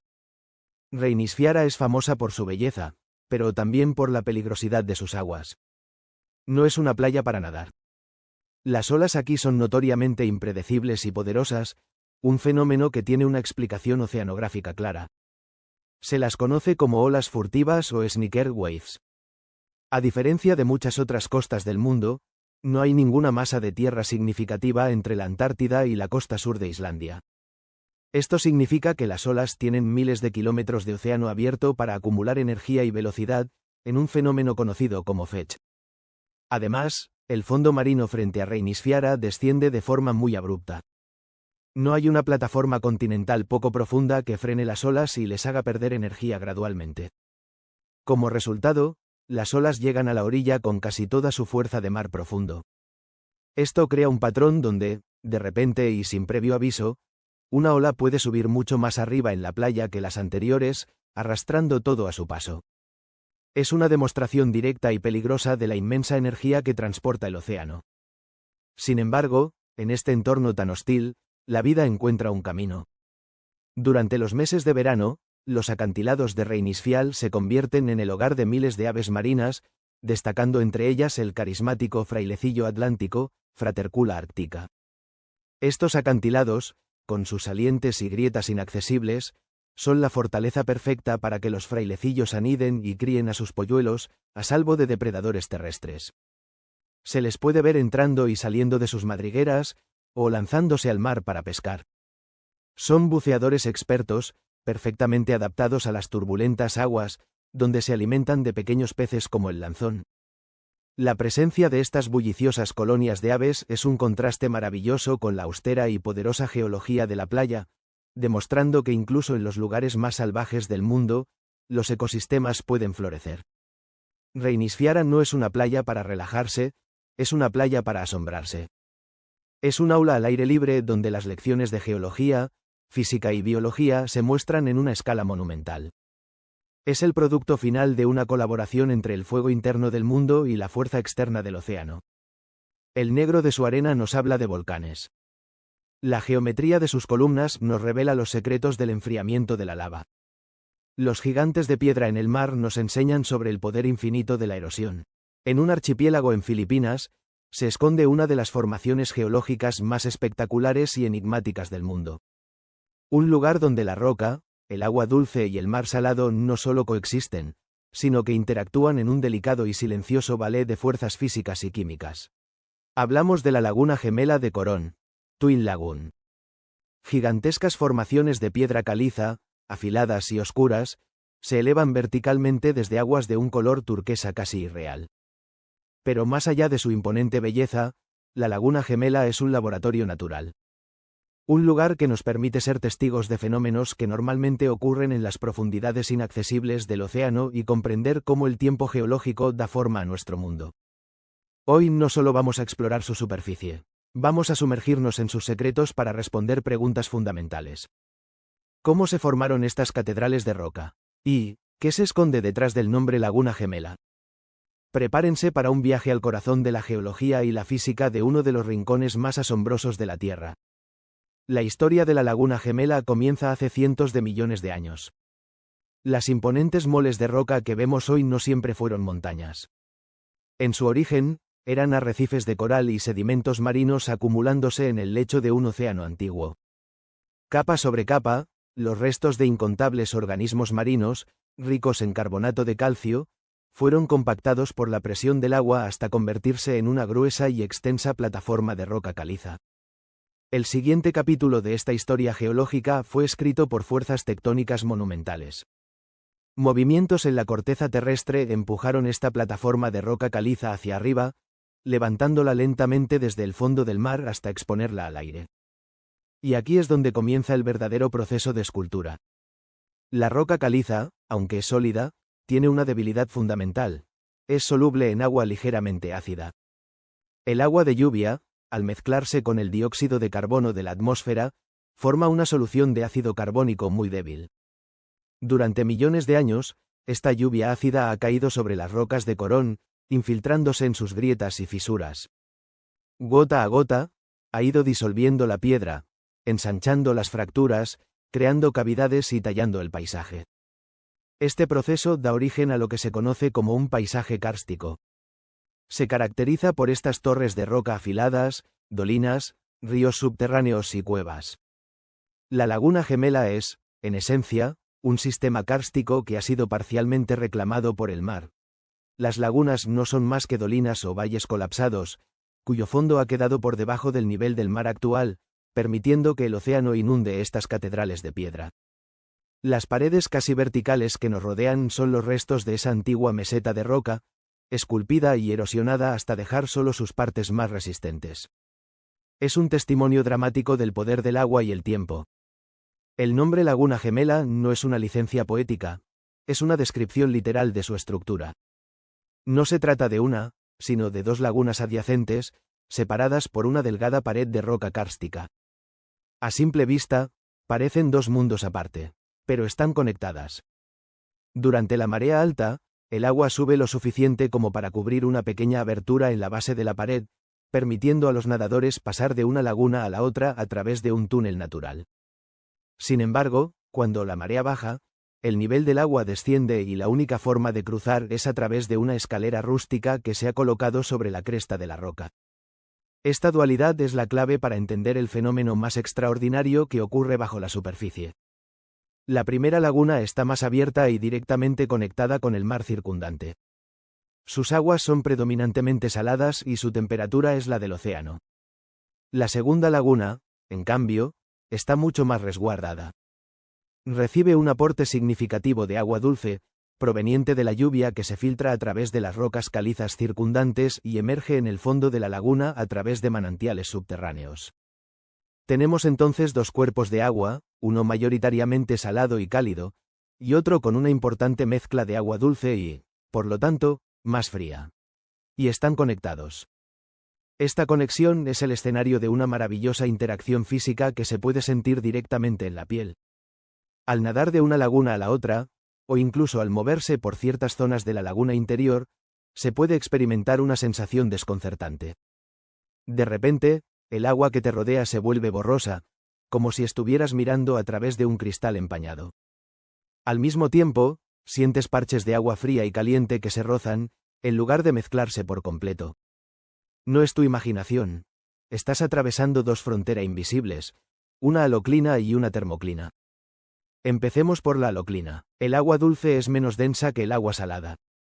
Debido a esta diferencia de densidad, cuando ambas se encuentran, no se mezclan de inmediato. El agua dulce, más ligera, tiende a flotar sobre el agua salada, más pesada y densa. La zona de transición entre estas dos capas de diferente salinidad es lo que se conoce como haloclina. La apariencia borrosa y aceitosa que se percibe es un efecto óptico. La luz se refracta de manera diferente al pasar por capas de agua con densidades distintas, distorsionando nuestra visión de forma similar a como el aire caliente distorsiona la imagen sobre el asfalto en un día de verano. Junto a este fenómeno, ocurre la termoclina. El agua dulce que se filtra desde las rocas suele ser más fría que el agua superficial del mar, calentada por el sol tropical. Así que no solo tenemos una capa de agua dulce sobre una de agua salada, sino también una capa de agua más fría sobre una más cálida. La frontera donde la temperatura cambia bruscamente se llama termoclina. En la laguna gemela, puedes estar nadando con el cuerpo en el agua salada y cálida de abajo, mientras tus hombros y cabeza están en la capa superior de agua dulce y refrescante. Estás, literalmente, en dos ambientes acuáticos al mismo tiempo. Es una experiencia sensorial directa de principios de la física y la oceanografía que normalmente solo pueden estudiar los científicos con instrumentos especializados en mar abierto. Este ambiente único, donde lo dulce se encuentra con lo salado, crea lo que se conoce como un ecosistema de agua salobre. La vida aquí debe ser increíblemente resistente y adaptable para sobrevivir a las fluctuaciones constantes de salinidad y temperatura. Las paredes de roca caliza bajo el agua, lejos de ser estériles, están cubiertas por una variedad de organismos sésiles. Corales duros y blandos, esponjas y bivalvos que han logrado adaptarse a estas condiciones cambiantes. Estos organismos deben ser capaces de tolerar tanto la inmersión en agua casi completamente salada durante la marea alta, como la exposición a una capa superficial mucho menos salina durante la marea baja y tras fuertes lluvias. Los peces que habitan la laguna también son especialistas. Encontraremos especies marinas juveniles que utilizan la laguna como una guardería protegida de los grandes depredadores del océano abierto. Sus sistemas osmorreguladores están adaptados para manejar los cambios de salinidad. También es posible encontrar pequeños peces arquero, conocidos por su habilidad para escupir chorros de agua y derribar insectos de las hojas que cuelgan sobre la laguna, una adaptación perfecta para un entorno donde la tierra y el agua están tan íntimamente ligados. El ecosistema no se limita al agua. Las afiladas rocas kársticas, con sus innumerables grietas y pequeñas oquedades, proporcionan un hábitat ideal para ciertas especies de aves y pequeños reptiles. La vegetación que se aferra a las paredes de roca es también un ejemplo de resiliencia, plantas con sistemas de raíces capaces de encontrar sustento en la mínima cantidad de suelo acumulado en las fisuras de la piedra. En conclusión, la Laguna Gemela de Corón es una obra maestra de la naturaleza, esculpida a lo largo de millones de años por la lenta pero implacable fuerza del agua sobre la roca. Es un libro de geología a cielo abierto, donde podemos leer la historia de antiguos océanos y el poder de la erosión kárstica. Pero es también un laboratorio de física en tiempo real. Un lugar donde las fronteras invisibles entre el agua dulce y salada. Hola a todos los amantes de la naturaleza y bienvenidos a un nuevo viaje. Hoy nos adentraremos en un paraíso escondido, un lugar donde la biodiversidad explota en cada rincón y la tranquilidad nos abraza por completo. Estoy hablando del impresionante Parque Nacional Lagunas de Montebello, una joya natural ubicada en el estado de Chiapas, México. Este lugar no es solo un conjunto de lagos, es un sistema de más de 50 cuerpos de agua. Cada uno con sus propias tonalidades de azul, verde y hasta morado, que cambian con la luz del sol, la composición del lecho y la flora acuática. Es un espectáculo visual tan impactante que te dejará sin aliento. Así que prepárense para descubrir las curiosidades y maravillas de este Edén acuático. El Parque Nacional Lagunas de Montebello fue establecido en 1959, convirtiéndose en el primer parque nacional de Chiapas y uno de los más antiguos de México. Pero más allá de su antigüedad, lo que realmente lo hace especial es su geología única. Estas lagunas son el resultado de un proceso kárstico, donde la disolución de la roca caliza por el agua ha creado una intrincada red de sumideros, cenotes y, por supuesto, estas espectaculares lagunas. Ahora, la pregunta del millón. ¿Por qué los diferentes colores? No es un truco de luz, aunque la luz juega un papel importante. La respuesta está en una combinación de factores maravillosos. Primero, la profundidad de cada laguna. Las más someras tienden a mostrar tonos verdes claros o amarillentos, mientras que las más profundas, que pueden superar los 200 metros, absorben más espectro de luz y reflejan azules intensos y profundos. Segundo, los minerales disueltos en el agua. La composición del suelo y las rocas que rodean cada laguna es ligeramente diferente. Algunas tienen mayores concentraciones de óxidos de calcio, magnesio o incluso selenio. Estos minerales actúan como pigmentos naturales que tiñen el agua desde adentro, contribuyendo a la increíble gama de tonalidades. Y tercero, la presencia de microorganismos. Diferentes tipos de fitoplancton y algas prosperan en distintas condiciones de luz y nutrientes. Algunas especies reflejan la luz de manera que producen tonos verdosos, mientras que otras pueden dar matices más oscuros. La interacción de estos tres elementos, profundidad, química del agua y vida microscópica, es lo que le da a cada laguna su firma de color única e irrepetible. Por ejemplo, la laguna Esmeralda recibe su nombre por su inconfundible tono verde intenso. La laguna Encantada te cautiva con sus azules profundos, casi misteriosos.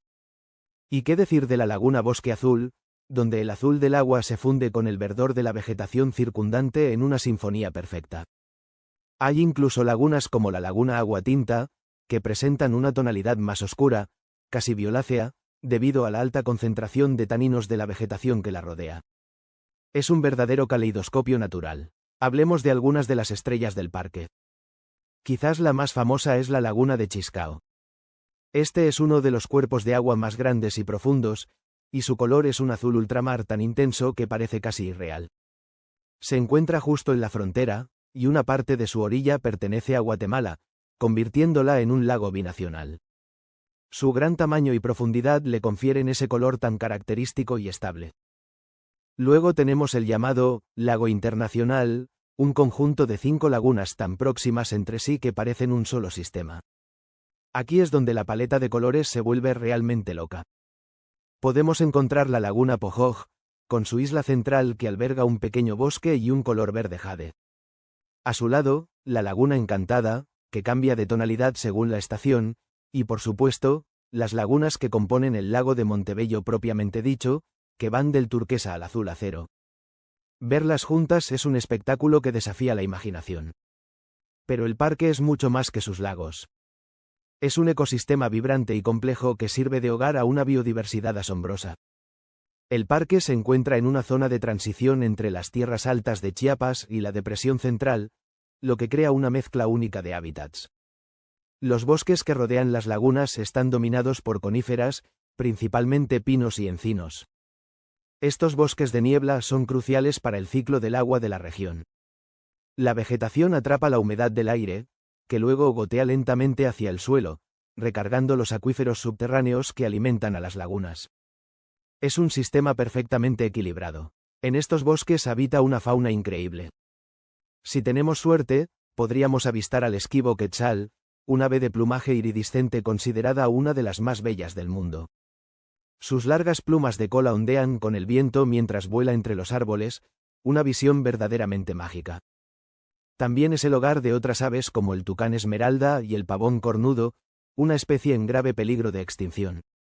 Entre los mamíferos, el parque sirve de corredor biológico para especies como el jaguar, aunque es extremadamente raro verlo. Más comunes son los pumas, los ocelotes, los monos aulladores cuyo estruendoso llamado resuena en la selva al amanecer, y los tapires, esos extraños mamíferos de aspecto prehistórico que son excelentes nadadores. La vida dentro del agua también es notable. Aunque la composición mineral de algunos lagos puede ser un desafío para ciertas especies, muchas han logrado adaptarse.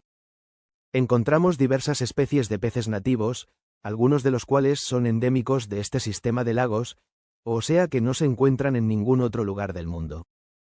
Estas especies son un testimonio viviente de la capacidad de la vida para evolucionar y especializarse en nichos ecológicos muy concretos. Un aspecto increíble de este parque es que su dinámica no es estática. El paisaje sigue cambiando. El mismo proceso de karstificación que creó las lagunas sigue activo. Con el tiempo geológico, pueden formarse nuevas dolinas o las existentes pueden cambiar de forma. Los ríos subterráneos que las conectan pueden alterar su curso, lo que podría, teóricamente, vaciar una laguna o cambiar drásticamente su nivel de agua. Lo que vemos hoy es solo una instantánea en la larga y dinámica historia geológica de este lugar. Además, el parque enfrenta desafíos importantes. La deforestación en las áreas circundantes y el uso de agroquímicos en la agricultura pueden alterar la delicada química del agua. El sedimento arrastrado por la erosión puede disminuir la profundidad de las lagunas, afectando su coloración y la vida acuática. La contaminación puede provocar la proliferación de algas no deseadas, un proceso llamado eutrofización, que reduce el oxígeno en el agua y puede cambiar drásticamente el ecosistema, volviendo turbias y verdosas lagunas que antes eran cristalinas y azules. La conservación del Parque Nacional Lagunas de Montebello es, por lo tanto, una tarea monumental. Requiere un entendimiento profundo de su geología, su hidrología y su biología. Los científicos monitorean constantemente la calidad del agua, estudian las poblaciones de flora y fauna y trabajan para entender cómo proteger este frágil paraíso. Visitar Montebello es más que un simple viaje, es una lección de ciencias naturales a gran escala. Es ver con tus propios ojos cómo la geología da forma a la biología y cómo la química pinta un paisaje. Es entender la interconexión de todo, desde la roca madre bajo nuestros pies, pasando por el agua que fluye a través de ella, hasta el árbol más alto del bosque y el ave más pequeña que anida en sus ramas. Pensemos por un segundo en la escala de tiempo. La formación de estas lagunas ha tomado cientos de miles, si no millones de años. Cada gota de agua que se filtró, cada grano de roca que se disolvió, contribuyó a la creación de esta maravilla. Es un recordatorio de la paciencia y el poder de la naturaleza, capaz de esculpir obras de arte que ningún ser humano podría replicar. Al final de nuestro recorrido, nos queda una sensación de asombro. Las lagunas de Montebello no son solo un conjunto de cuerpos de agua de colores bonitos.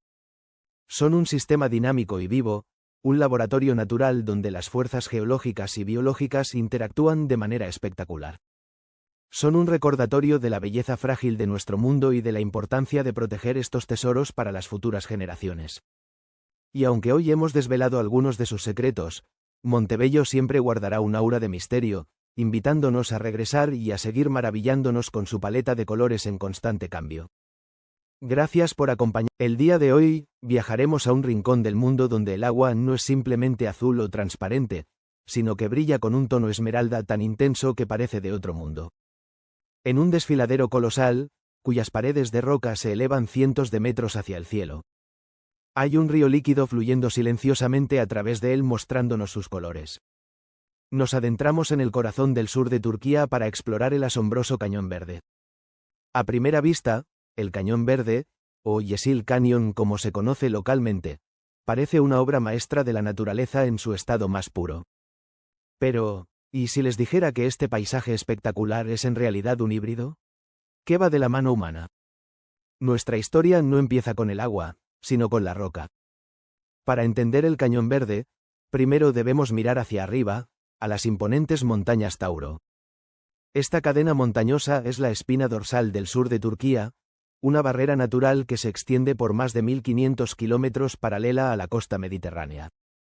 No son montañas jóvenes y puntiagudas, son antiguas, moldeadas por más de 60 millones de años de actividad geológica.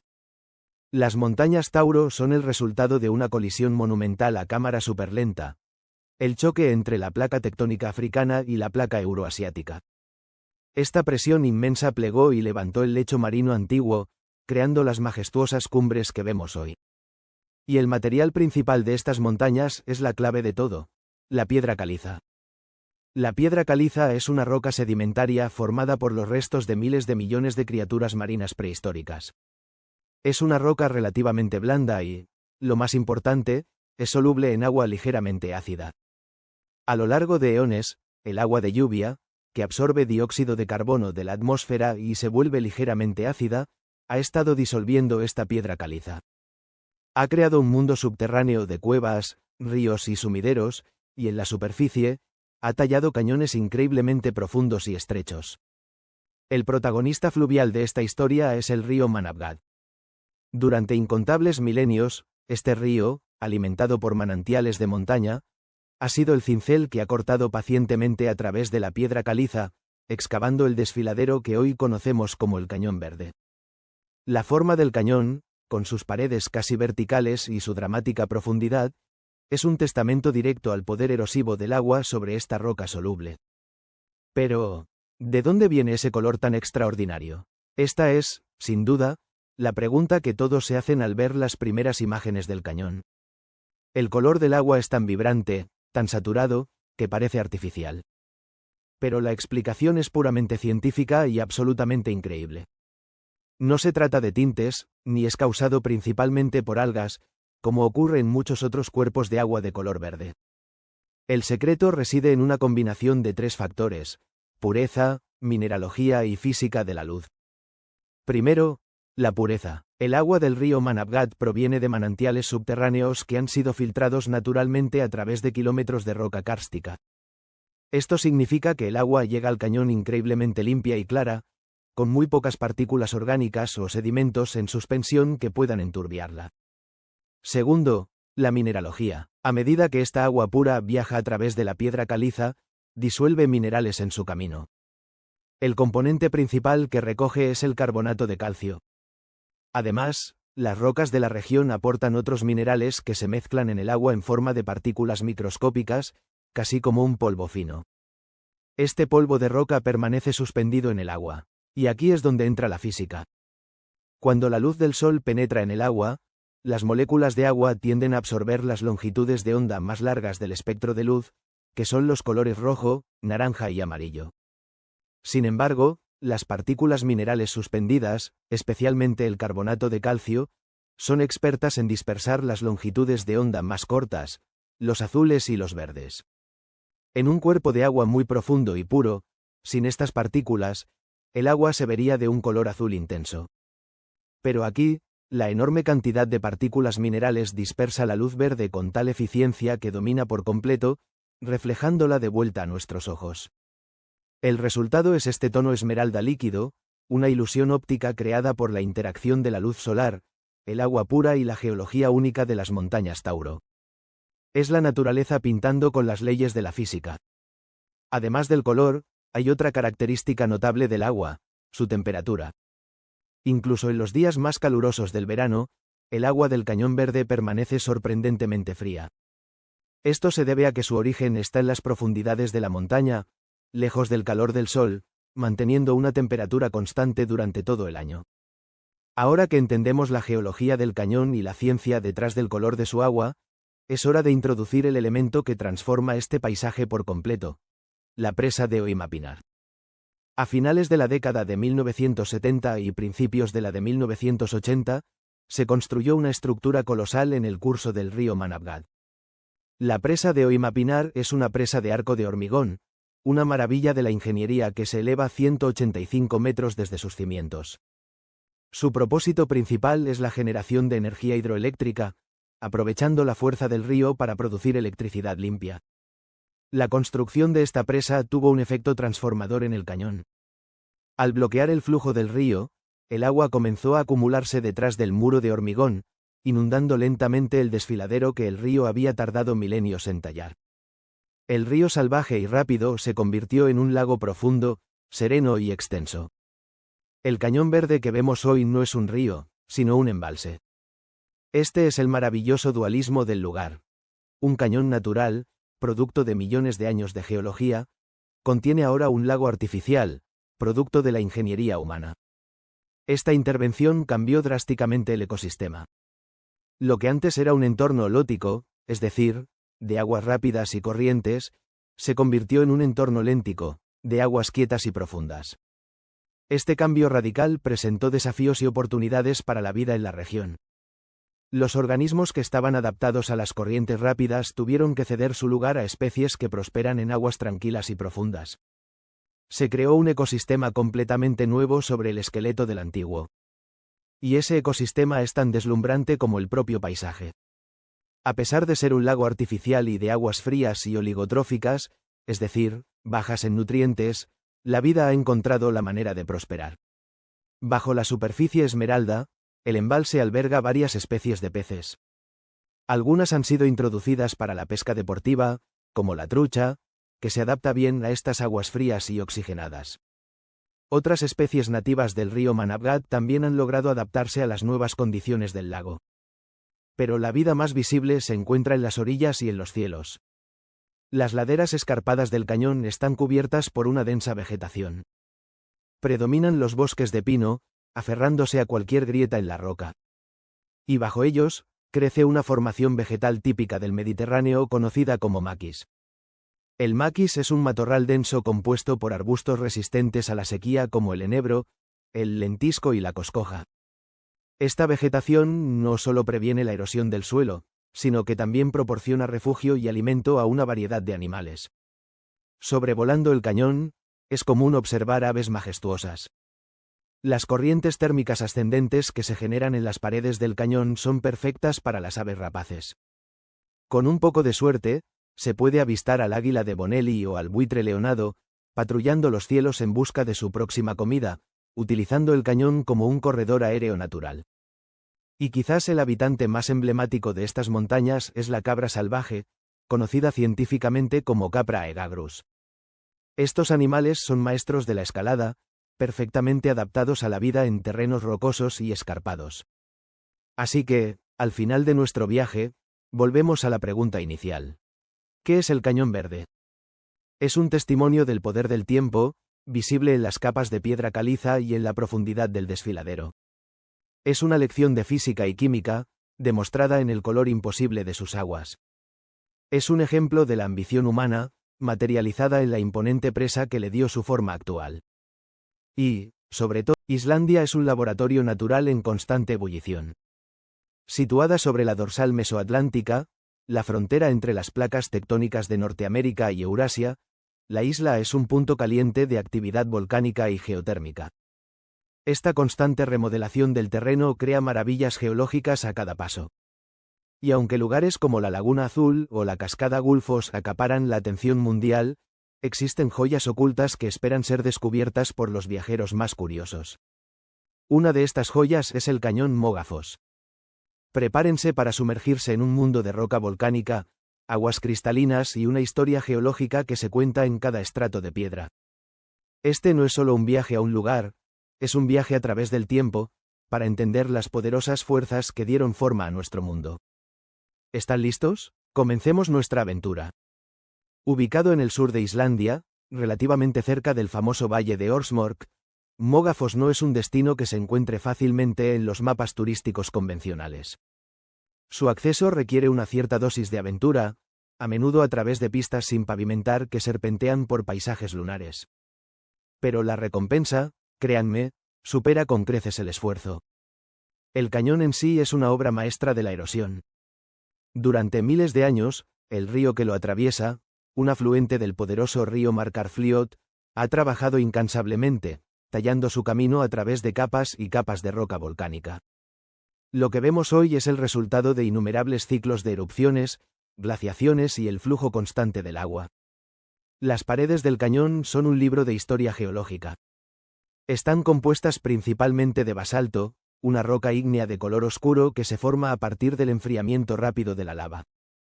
En muchos lugares, podemos observar las famosas columnas basálticas, formaciones geométricas casi perfectas que parecen haber sido esculpidas por una mano inteligente.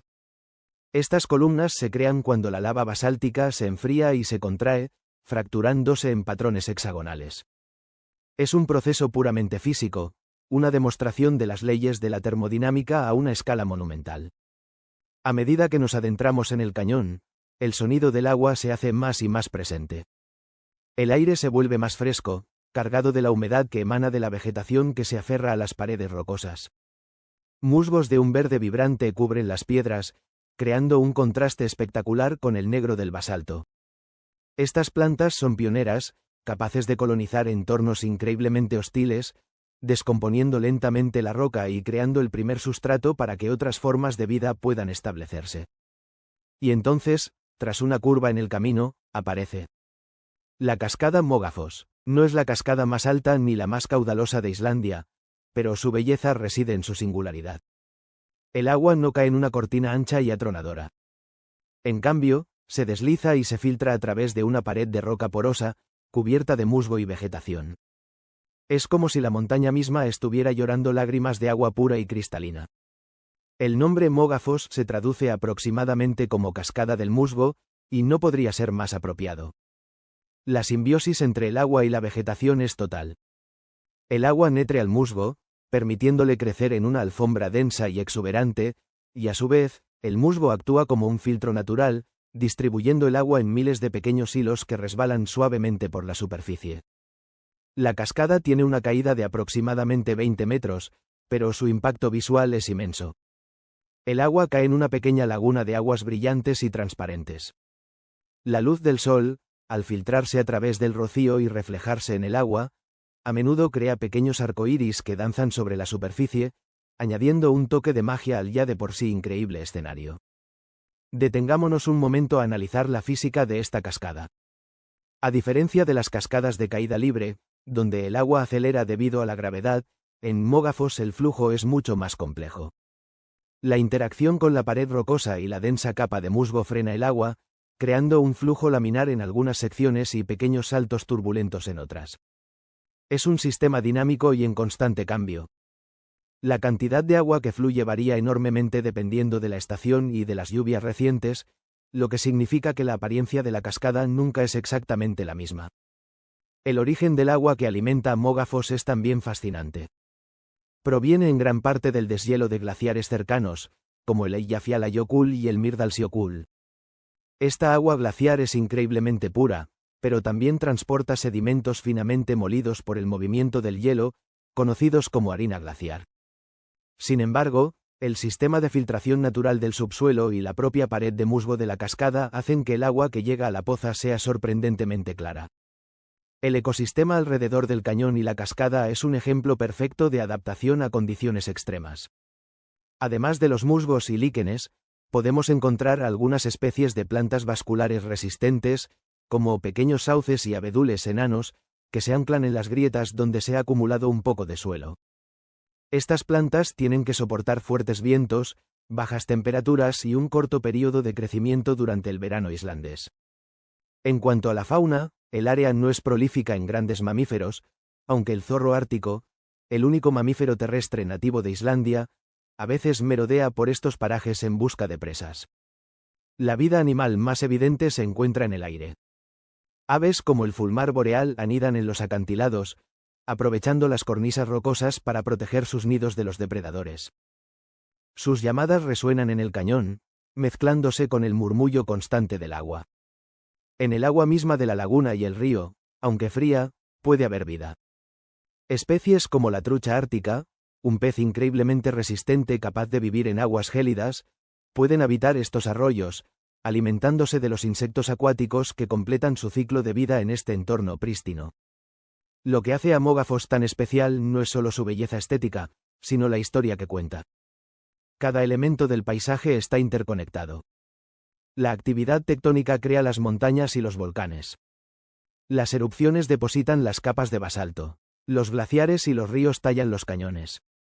El agua que fluye permite que la vida, en sus formas más resistentes como el musgo, se establezca. Y esta vida, a su vez, modifica y embellece el paisaje, creando una cascada que es única en el mundo. Es un ciclo perfecto, un recordatorio de cómo las fuerzas geológicas y biológicas trabajan en conjunto a lo largo de eones. Visitar un lugar como este es una lección de humildad. Nos damos cuenta de la inmensa escala de tiempo en la que opera la naturaleza, en comparación con nuestra breve existencia. Las rocas que forman este cañón pueden tener cientos de miles, o incluso millones de años. Han sido testigos de incontables inviernos y veranos, de la llegada y partida de glaciares, y seguirán aquí mucho después de que nos hayamos ido. Explorar el interior del cañón Mogafos es una experiencia sensorial completa. No es solo lo que ves, sino también lo que oyes. El eco del agua, el viento silbando entre las rocas, el canto de un pájaro a lo lejos.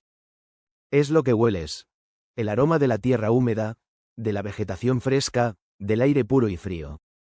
Y es lo que sientes, la humedad en tu piel, la solidez de la roca bajo tus pies, la energía sobrecogedora del lugar. Este rincón de Islandia nos enseña que los tesoros más grandes de la naturaleza no siempre son los más grandes o los más ruidosos.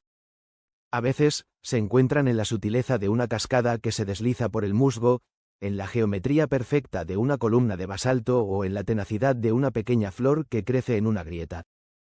Mogafos es un testimonio de la belleza que surge del caos geológico. Es un santuario natural donde podemos desconectar del mundo y conectar con las fuerzas fundamentales que rigen nuestro ambiente. Un lugar que, una vez visitado, se queda grabado en la memoria para siempre. Así que la próxima vez que piensen en la naturaleza, recuerden que más allá de los paisajes icónicos, existen miles de secretos como Mogafos, esperando a ser descubiertos. Lugares que nos cuentan la increíble historia de la Tierra y nos inspiran a proteger estas maravillas para las futuras generaciones. Gracias por acompañarnos en este viaje al corazón oculto de Islandia. Espero que hayan disfrutado de la majestuosidad silenciosa del cañón y la cascada de Mogafos tanto como nosotros. No olviden darle a me gusta, suscribirse y activar las notificaciones para más vídeos sobre las maravillas naturales del mundo. Hasta la próxima exploración.